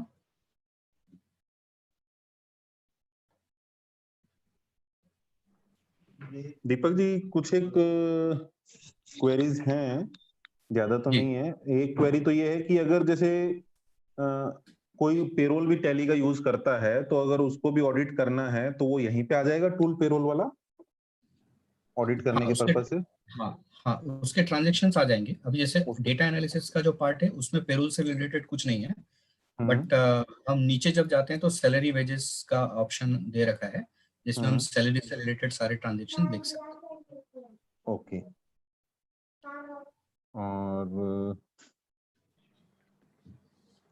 बस बाकी एक क्वेरी ये है कि रिलेटिव साइज फैक्टर जो हमने देखा है, तो वो सिर्फ हाईएस्ट और नेक्स्ट टू हाईएस्ट जो है ट्रांजैक्शन उन्हीं पे वर्क करता है, उसके अलावा तो बस वही ट्रांजैक्शन दिखाता है? हाँ, वही कंपेयर करके दिखाएगा आपको, सो दैट आपको पता चले कि कितना अमाउंट जंप हुआ है एकदम से, यदि कोई जंप हुआ है तो कितना चेंज हुआ है। ठीक है। और अगर कई बारी जैसे एक जो भी हमने कंफर्मेशन, जो बैलेंस कंफर्मेशन है, उसको रिको करने का हमने टूल देखा, या ट्रांजैक्शंस को रिको करने का जो हमने देखा अकाउंट एंड रिकंसिलिएशन, तो कई बार क्या है, कई पार्टी जो है सैप यूज करती है, तो वो एक्सेल में भेजती है रिपोर्ट्स को, तो उसको रिको कैसे करेंगे? यानी कि उसको इसमें अगर हमें इंपोर्ट करना है तो कोई वे आउट है? डायरेक्ट नहीं है सर, इसके लिए नहीं, डायरेक्ट नहीं है। आपको टैली के पार्टनर की हेल्प लेनी पड़ेगी, और उनके थ्रू एक आप टूल बनवा सकते हैं, जिससे वो जो डेटा आएगा किसी भी फॉर्मेट में आए, वो XML जो टैली का सपोर्टेड फॉर्मेट है उसमें कन्वर्ट हो जाएगा, and then you can compare and import in Tally. तो जहां भी इसे लॉन्ग टर्म, हाँ, एड ऑन आप बोल सकते हो, TDL कस्टमाइजेशन जो टैली में होता है नॉर्मली, वो पार्टनर करके आपको दे सकते हैं। तो जहां भी आपके ऐसे क्लाइंट हैं जिनका रेगुलर ऐसा रिकंसिलिएशन का जरूरत पड़ता है, और हमेशा सैप या नेविजन या किसी थर्ड पार्टी ERP से आते हैं अकाउंट, तो वो हमेशा के लिए ऐसा बनवा के रख सकते हैं। ठीक ठीक। करण जी, इसमें एक पॉइंट मैं ऐड करना चाहूंगा। जो आप बात कर रहे हैं कि जो एक्सेल में डेटा आता है उसको टैली में इनकॉर्पोरेट करके किस तरीके से उस पे ऑडिट करेंगे, तो there is a tool called Excel to Tally, जहां पर एक्सेल का डेटा टैली में इजीली फेच हो जाता है। ओके। तो पार्टनर जो है G7, so expert in this, so they can help you all, और वो आपको ये टूल बहुत इजीली प्रोवाइड करा देंगे and you can get the benefit of this tool कि डेटा किस तरीके से XML में आ रहा है या एक्सेल फॉर्मेट में आ रहा है, वो तो फेच कर सकते हैं। ठीक है, तो एक काम करेंगे हम, जो ये अभी G7 के पार्टनर भी यहाँ पे हैं, उनको कह देंगे कि जो भी एड ऑन्स आते हैं उसका एक डिटेल्ड लिस्ट जो है वो शेयर कर देंगे, तो वो हम सभी मेंबर्स के साथ शेयर कर देंगे। तो वो किसी को भी अगर जरूरत होगा तो वो G7 को कांटेक्ट कर सकता है कि वो एड ऑन उनको लिए जरूरत है, वो उनको चाहिए। ठीक है ना? बिल्कुल बिल्कुल। तो प्रदीप है यहाँ पे G7 के सेल्स हेड, सो वो कोऑर्डिनेट कर लेंगे बकायदा, और जो हेल्पफुल है वहां पर आपकी ठीक है, आगे मूव कर सकते हैं दीपक जी, मैं अभी और कोई relevant query. Thank you. Right. So next section हम जो अब देखने वाले हैं वो सैम्पलिंग मेथड के लिए देखेंगे कि हम कैसे डेटा ऑडिट के लिए हम सैम्पलिंग किस तरीके से कर सकते हैं। सो आपके पास टैली में जैसे आप मास्टर का आपको ऑडिट करना है, कई सारे अकाउंट हो सकते हैं, ट्रांजेक्शन्स हो सकते हैं, और नंबर ऑफ ट्रांजेक्शन्स को या तो आप सभी को ऑडिट करेंगे या सिलेक्टेड ट्रांजेक्शन्स को आप ऑडिट करेंगे, और आप किस मेथड पे ऑडिट सैम्पलिंग करके ऑडिट करना चाहते हैं वो मेथड भी आपको सिलेक्ट करना होगा, सो दैट वो आपके रिकॉर्ड में भी रहे कि आपने पर्टिकुलर ट्रांजेक्शन किस सैम्पलिंग मेथड को अडॉप्ट करके आइडेंटिफाई किए थे और उनको आप अब आप ऑडिट करना चाहते हो। तो अब ये जो नीचे का आप सेक्शन देख रहे हैं आपके डेटा एनालिसिस में, वो है ऑडिटिंग से रिलेटेड। तो टैली आपको दिखाएगा कि टोटल नंबर ऑफ वाउचर्स जो आपको ऑडिट करने हैं वो कितने हैं, और उनमें से यदि आपने सैंपल्ड किए हैं अभी तक तो वो कितने हैं। तो क्योंकि अभी तक हमने सैंपलिंग नहीं किया है तो सिस्टम आपको इस तरीके से कुछ फिगर आपको नहीं दिखा रहा है। वंस यू प्रेस एंटर तो आपको ट्रांजैक्शन वाइज डिटेल्ड लिस्ट मिल जाती है, जिसमें पता चलता है कि हर एक ट्रांजैक्शन में नंबर ऑफ ट्रांजैक्शंस कितने पास हुए हैं। तो लेट्स से आप परचेज को आप सिलेक्ट करते हैं और आप सिलेक्ट करना चाहते हैं कि इसका सैम्पलिंग मेथड क्या होगा। तो सिलेक्ट करने के लिए राइट हैंड साइड पे आपको एक बटन मिलेगा, दैट इज सैम्पलिंग कॉन्फ़िगरेशन। तो जब आप इस बटन को क्लिक करेंगे तो आपको टैली ऑप्शंस पूछता है। आप सभी वाउचर्स को ऑडिट करना चाहते हैं तो ऑल वाउचर्स सिलेक्ट कीजिए। आप अमाउंट रेंज वाइज करना चाहते हैं तो आप अमाउंट के हिसाब से भी कर सकते हैं। तो आप चाहते हैं कि जितने भी ट्रांजैक्शंस हैं जो 5 लाख से लेके 25 लाख तक के बीच हैं, वो ट्रांजैक्शंस को ही आप सैम्पलिंग के तौर पे आप फिल्टर करना चाहते हैं, तो आप ऐसा रेंज यहाँ पे डाल सकते हैं। एक बेनफोर्ड एनालिसिस एक सिस्टम है, एक लॉ है, उसको अप्लाई करना चाहते हैं तो आप उसे भी आप अप्लाई कर सकते हैं। और फिर even number of vouchers, odd number of vouchers, particular specific period के ट्रांजैक्शंस आप सैम्पलिंग में लेना चाहते हैं, या कुछ स्पेसिफिक वाउचर आप सिलेक्ट करके उनको सैम्पलिंग लेना चाहते हैं। तो ऐसे अलग अलग मेथड आप अप्लाई कर सकते हैं। तो लेट्स से मैं इवन पे जाना चाहता हूँ और जितने भी वाउचर मेरे 1 नंबर से शुरू होते हैं उनको मैं सिलेक्ट करना चाहता हूँ इवन मेथड में। तो देखिए 97 में से टैली ने 48 को सैंपल में सिलेक्ट कर दिया। तो अब जब मैं यहाँ पे अंदर जाता हूँ तो मुझे पता चल जाता है कि उसने यदि आप वाउचर नंबर देखेंगे तो उसने इवन नंबर के वाउचर्स जो 1 नंबर से शुरू होते हैं, मैंने उसको बोला था, उतने ट्रांजैक्शंस को उसने सिलेक्ट करके फिल्टर करके मेरे सामने ला दिया। अब मैं हर एक ट्रांजैक्शंस को यहाँ पे ओपन करके देख सकता हूँ। ओपन करने के लिए डिस्प्ले वाउचर करना है तो आप ऑल्ट एंटर प्रेस करेंगे, इससे वाउचर आपको सिर्फ दिखता है, आप इसमें कोई एडिट या ऑल्ट्रेशन नहीं कर सकते। और दूसरा है आप एंटर वाउचर करना चाहते हैं तो कंट्रोल एंटर प्रेस करेंगे तो आप एडिट मोड में भी इस वाउचर को देख सकते हैं। और इस तरीके से आप वाउचर देख के 1 बाय 1 आप सिलेक्ट कीजिए और उसको आप ऑडिट कर सकते हैं। तो आप ऑडिट में you can say that audited okay, and you do not want to add this into audit working paper, and accept. So this is how you can do this sampling and audit for each and every transaction. So let's say अभी जैसे sales में जाते हैं, sales पे मैं चाहता हूँ कि ऑड नंबर पे मेरा सैम्पलिंग मेथड रहेगा, तो मैं स्पेस से पहले सेल्स को सिलेक्ट करूंगा, देन सैम्पलिंग कॉन्फ़िगरेशन, और यहाँ फिर मैं odd numbering voucher starting from 1। तो अभी 125 टोटल सेल्स के ट्रांजेक्शन है मेरे पास, और उन 125 ट्रांजेक्शन में से 63 are now selected for sample. तो मैं एंटर करके देख सकता हूँ कि ये एक तरीके से सारे ऑड नंबर के सारे सेल्स इनवॉइसेस मेरे पास मेरे सामने आ गए हैं, और अब इनको मैं एक एक करके सिलेक्ट कर सकता हूँ, और कंट्रोल एंटर से देखना है डिटेल तो देख सकते हैं, और ऑडिट करना है तो इनको ऑडिट कर सकते हैं।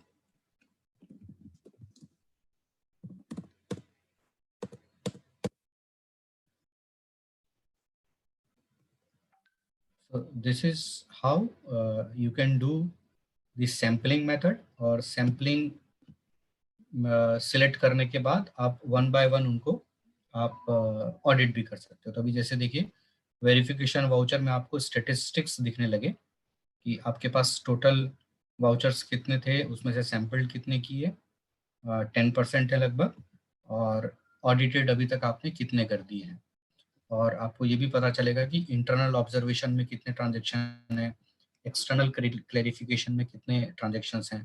तो आप इसमें पेंडिंग क्लैरिफाइड ये मोड इसमें चालू रहता है। तो जैसे आपने इसको ओपन किया और ओपन करके आपने इसको क्लैरिफाइड किया, तो वो क्लैरिफाइड ट्रांजेक्शन को भी आप यहाँ से फिर रिस्पॉन्स कर सकते हो, और रिस्पॉन्स करके आप उसको जवाब दे सकते हो। तो आपने जैसे नोट देखना है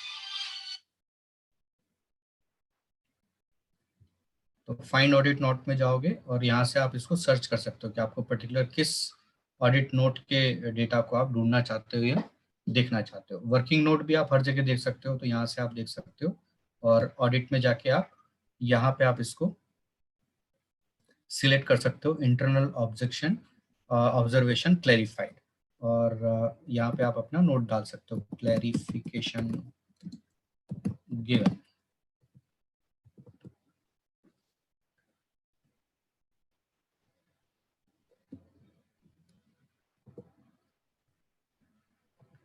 तो अब आप यदि आपका रिपोर्ट देखेंगे तो आपको दिखेगा कि आपका जो पेंडिंग में था ट्रांजैक्शन वो अब क्लैरिफाइड में चला गया है।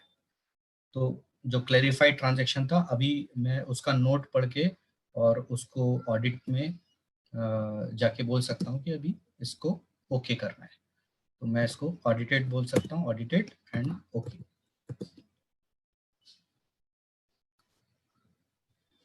तो अभी आपके ऑडिटेड ट्रांजैक्शन बढ़ के 2 हो जाएंगे, नीड ऑब्जर्वेशन में से वो मूव हो गया।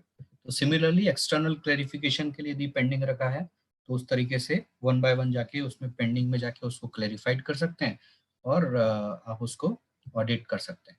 और ये ट्रेल आपके पास कंटिन्यू भी हो सकता है, जैसे मैंने एक बार किया, आप उसको क्लैरिफाइड किया, आप फिर से उसको पेंडिंग फॉर क्लैरिफिकेशन में डाल सकते हो। मान लीजिए फिर से एक और क्यूरी है आपकी, तो ऐसा आप कंटिन्यू कर सकते हो जब तक वो ऑडिटेड मोड में नहीं आएगा, तब तक वो यहाँ पे आपको ऑडिट में नहीं दिखेगा।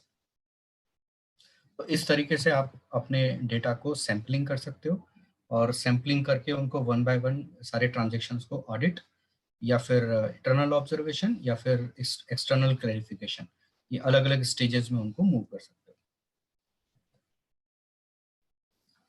The second option given here is related party transaction. तो ऐसे कुछ अकाउंट हो सकते हैं जो आपकी रिलेटेड पार्टी ट्रांजेक्शन्स हो सकती हैं, या जो अकाउंट है वो आपके रिलेशन में है।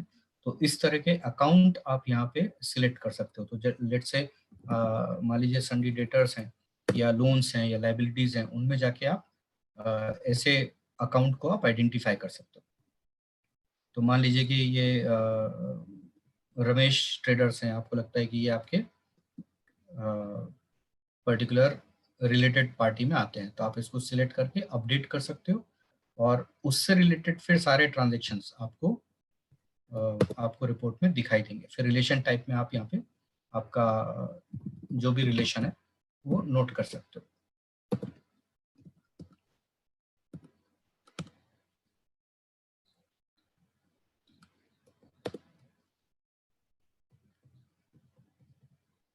सिमिलरली यदि कुछ फॉरेक्स ट्रांजेक्शन्स हैं तो फॉरेक्स ट्रांजेक्शन्स भी आप यहाँ से चेक कर सकते हो। तो जितने भी आपके रिसिप्ट, सेल्स, परचेज, पेमेंट जो भी हुए हैं उनके सारे काउंट आपको यहाँ पे दिखेंगे और आप एक एक ट्रांजेक्शन को ओपन करके उनका फॉरेक्स अमाउंट क्या था, उनका रेट ऑफ एक्सचेंज क्या यूज हुआ और ट्रांजेक्शन वैल्यू क्या थी, ये आपको एक ही स्क्रीन पे इमीडिएटली ये मिल जाता है।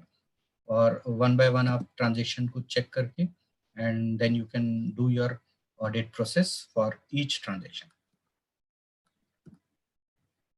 MSME ट्रांजेक्शन, तो सिमिलरली जैसे हमने रिलेटेड पार्टी ट्रांजेक्शन देखा था उसी तरीके से हम MSME में जाके अपने डेटर्स या क्रेडिटर्स को कॉन्फ़िगर कर सकते हैं और वहाँ बता सकते हैं कि वो कौन सा अकाउंट है जो MSME में टैग करना है और उससे रिलेवेंट ट्रांजेक्शन्स को हम देख सकते हैं।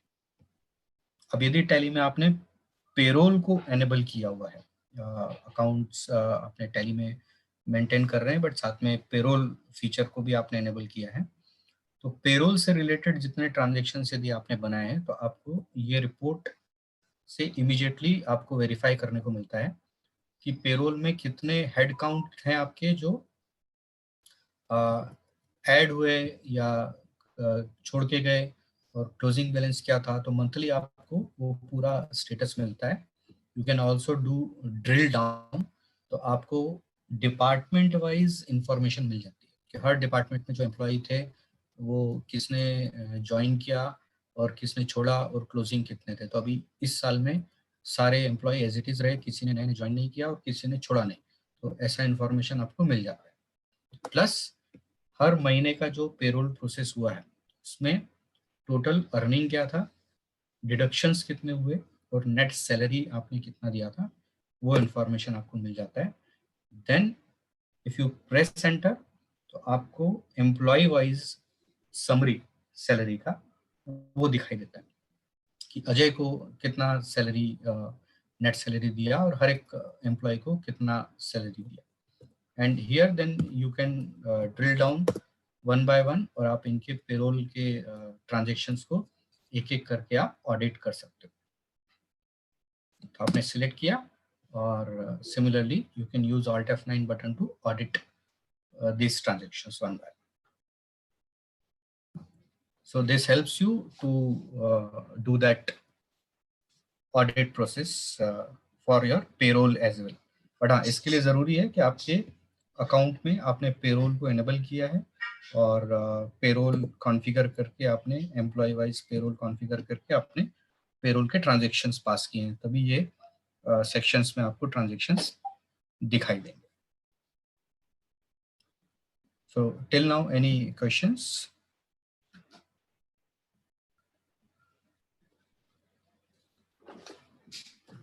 नहीं सर, अभी क्वेरीज तो कुछ भी नहीं है, जो क्वेरीज थी वो भी ले लिए हमने।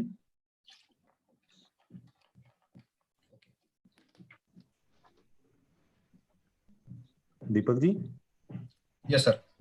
हाँ, अभी क्वेरीज कुछ भी नहीं है, आप कर सकते हैं कंक्लूड। ठीक है।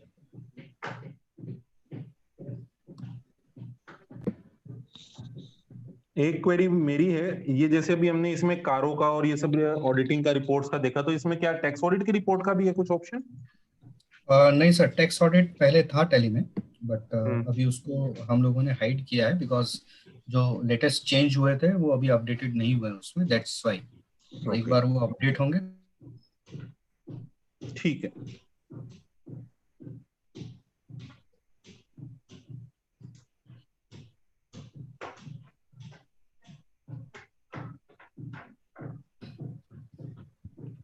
ऑडिट एनालिसिस में हम गए थे, तो यहाँ पर हम लोग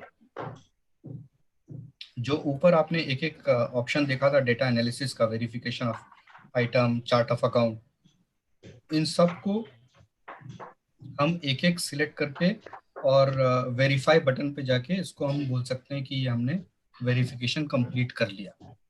तो एक एक करके सारे सेक्शंस को हमें बोल देना पड़ेगा, और सो दैट जब हमारे सारे वाउचर्स ट्रांजेक्शन्स भी ऑडिटेड में आ जाएंगे, कोई भी हमारा नॉन ऑडिटेड ट्रांजेक्शन्स नहीं बचेगा, तब हम एंटायर ऑडिट वर्क को भी इसी तरीके से वाउचर्स में भी जाके हम इसी तरीके से वेरीफाई कर सकते हैं, ऑडिट कंप्लीट बोल सकते हैं। तो अभी क्योंकि मेरे काफी सारे ट्रांजेक्शन्स बाकी हैं ऑडिट, तो it will not allow me to complete the audit, but once it's done तो आपका वेरिफिकेशन कंप्लीट हो जाता है। और उसके बाद यदि कोई यूजर ने मान लीजिए वो ट्रांजेक्शन को गलती से जाके एडिट किया, चेंज किया, तो टैली फिर आपको वो आइडेंटिफाई करके यहाँ पर शो करेगा। तो वो अल्टर्ड टू बी रीऑडिटेड, ये सेक्शन में वो काउंट आने लगता है आपका। और यहाँ रेड कलर से ऊपर एक आपको लाइन दिखने लगेगी रीऑडिट करने के लिए। मेरे पास एक स्क्रीनशॉट होगा, उसमें दिखेगा आपको, ये देखिए। सो ऑडिटिंग कंप्लीटेड टू बी रीऑडिटेड, ये रेड लाइन से लिख के आने का मतलब ये होता है कि आपने ऑडिट कंप्लीट कर दिया था और उसके बाद किसी यूजर ने उसको जाके एडिट किया है, तो वो आपको अल्टर्ड मोड में भी आके काउंट आके दिखने लगेगा, और ये रेड कलर से आपको इस तरह का एक लेबल आके दिखने लगता है। This helps you to identify कि ऑडिट होने के बाद ये चेंज हुआ है। दीपक जी, मैं यहाँ पे क्वेरी, हाँ बोलिए। क्वेरी ये है कि सपोज कई बार क्या होता है, हमारे पास क्लाइंट से डेटा आया, अब क्लाइंट के पास तो ना टैली ईआरपी ऑडिट वर्जन नहीं है, ऑडिटर वर्जन। हमने अपने यहाँ पे डेटा ऑडिट किया और क्लाइंट को वापस दे दिया एक बार कि हमारा ये फाइनल ऑडिटेड डेटा है और आप भी रिव्यू कर लीजिए, देख लीजिए कुछ पेंडेंसीज तो नहीं है। देन उसके बाद उन्होंने उसमें कुछ, उनके अकाउंटेंट ने कुछ ट्रांजेक्शन कर दी और हमें फाइनल ऑडिट के लिए डेटा दे दिया दोबारा।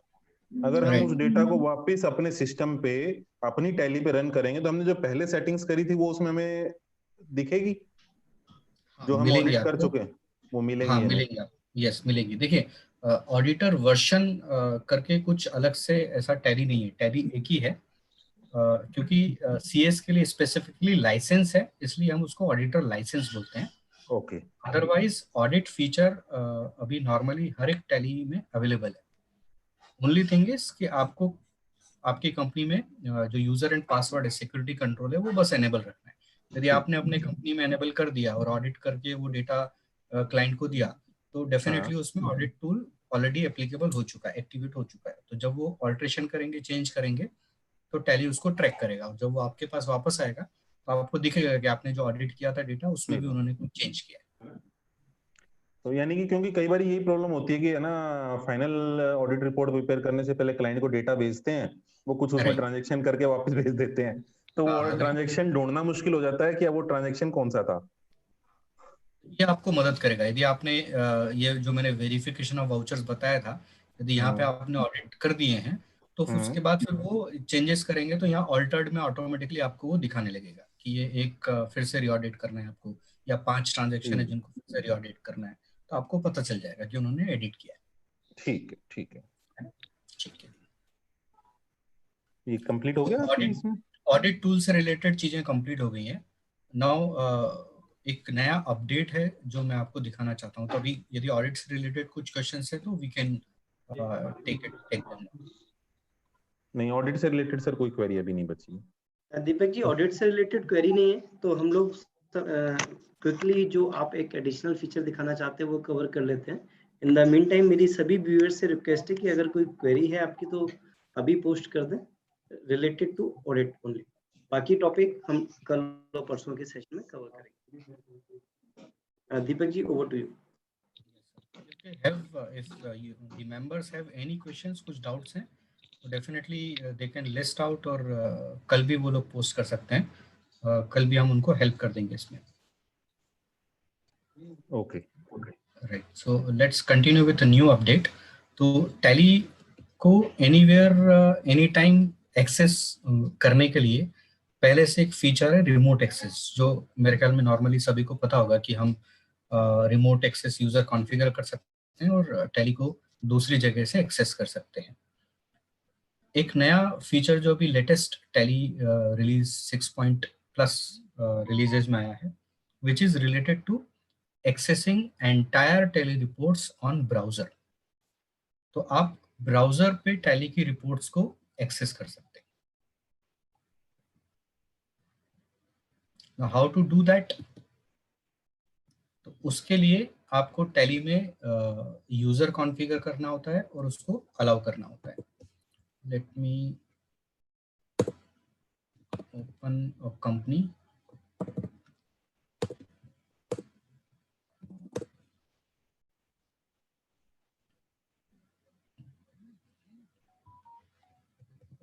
तो जब आप कंपनी इंफॉर्मेशन मेनू में जाते हैं और सिक्योरिटी कंट्रोल में जाते हैं तो यूजर्स एंड पासवर्ड्स आपको एक सेक्शन मिलता है जिसमें आप एज ए टेलीनेट यूजर, टेलीनेट ऑनर और टेलीनेट ऑडिटर, तो ये सीए के लिए स्पेसिफिकली ये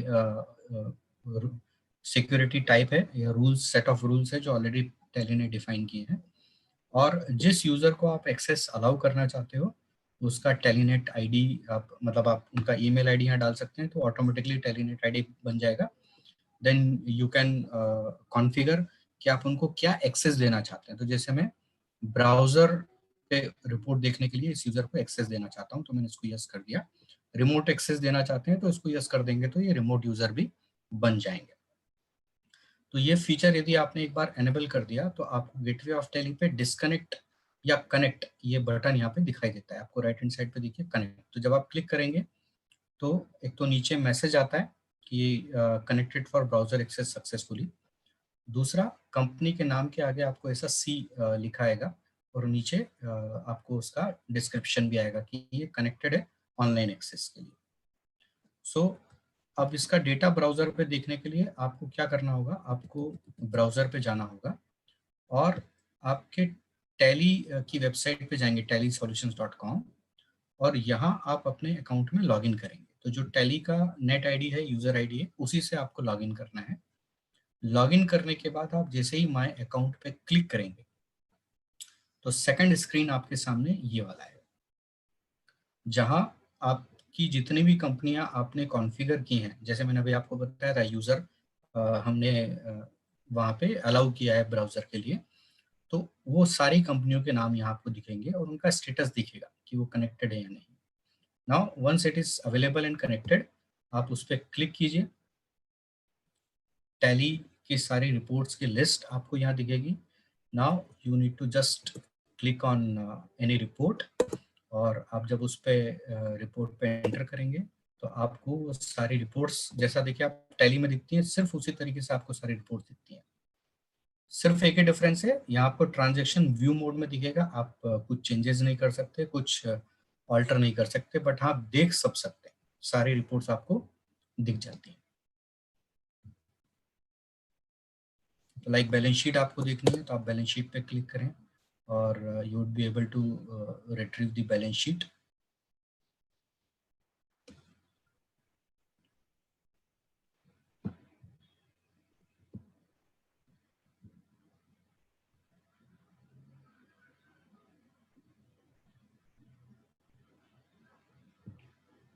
My internet is bad. Sorry.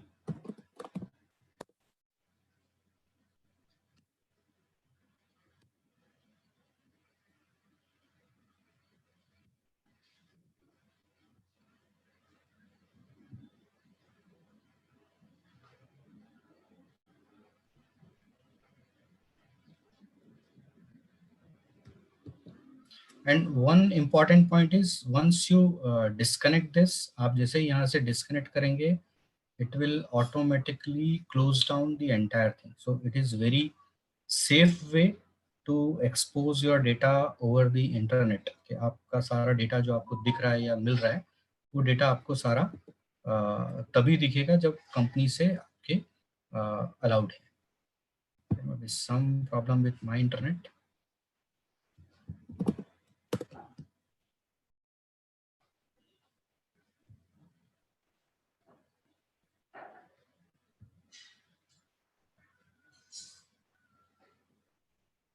तो इसके लिए तो मेन टैली तो ओपन रहना ही चाहिए ना सर? डेफिनेटली आपको आपका टैली ओपन रहेगा और ये कनेक्टेड भी रहेगा, दोनों चीजें रहेंगी तभी ये काम करेगा। Oh my Tally is not responding, that's sorry.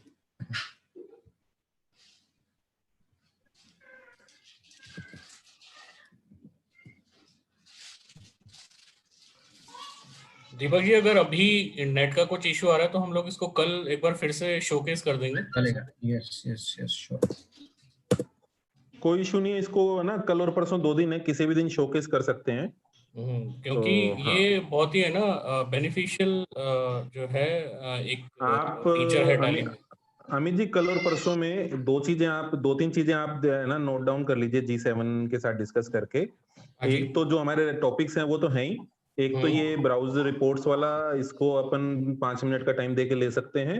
बिल्कुल। एक टैली रिमोटली एक्सेस करने का ऑप्शन होता है कनेक्ट करके, बिल्कुल। अगर दोनों के पास वैलिड लाइसेंस है तो यूज कर सकते हैं, उसका भी एक डेमो दे दीजिएगा।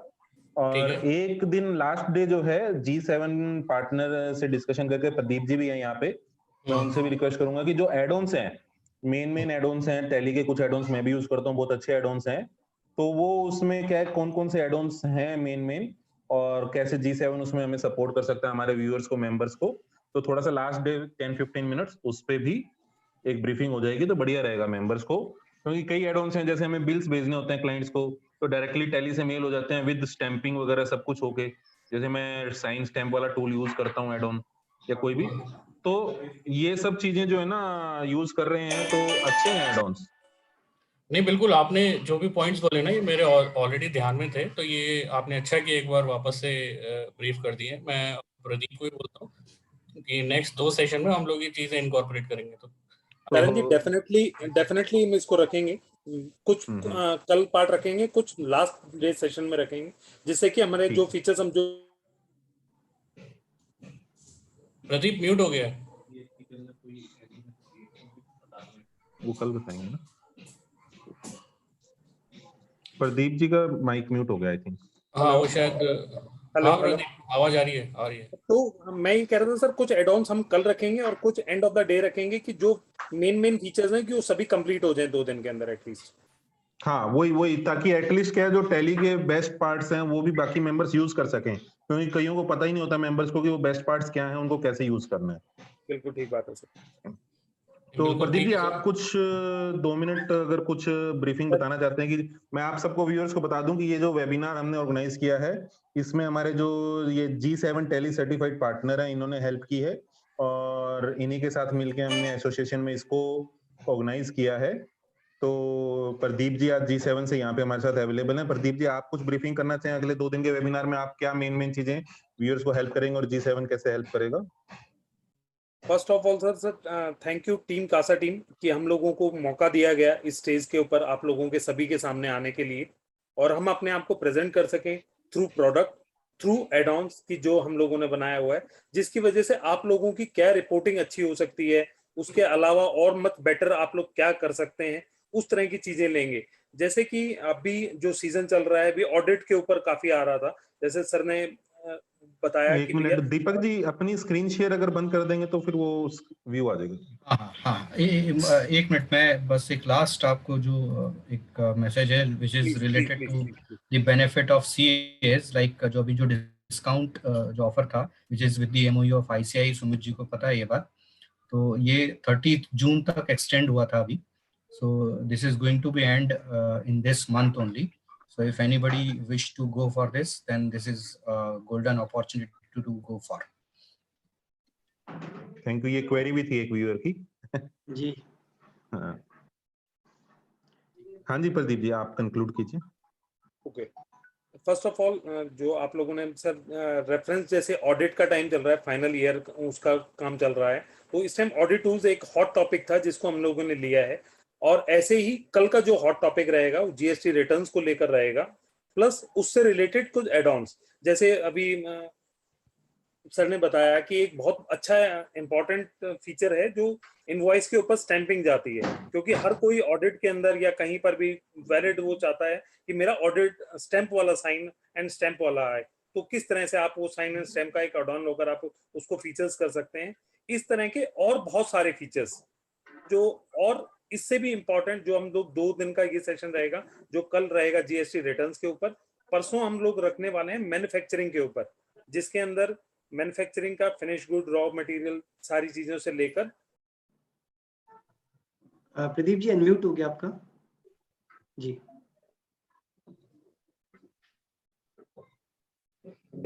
जॉब वर्क तक हम लोग इसमें कर दिखाएंगे।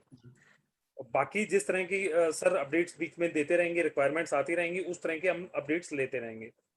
थैंक यू कासा टीम, बहुत बहुत शुक्रिया सर। कोई भी G7 आप वेबसाइट पे भी सर्च करते हैं तो G7 में कोई भी आपको क्वेरी हो, आप सर के टीम कासा के ऊपर अपडेट कर सकते हैं हम लोगों को, या वेबसाइट G7 पे भी अपडेट कर सकते हैं।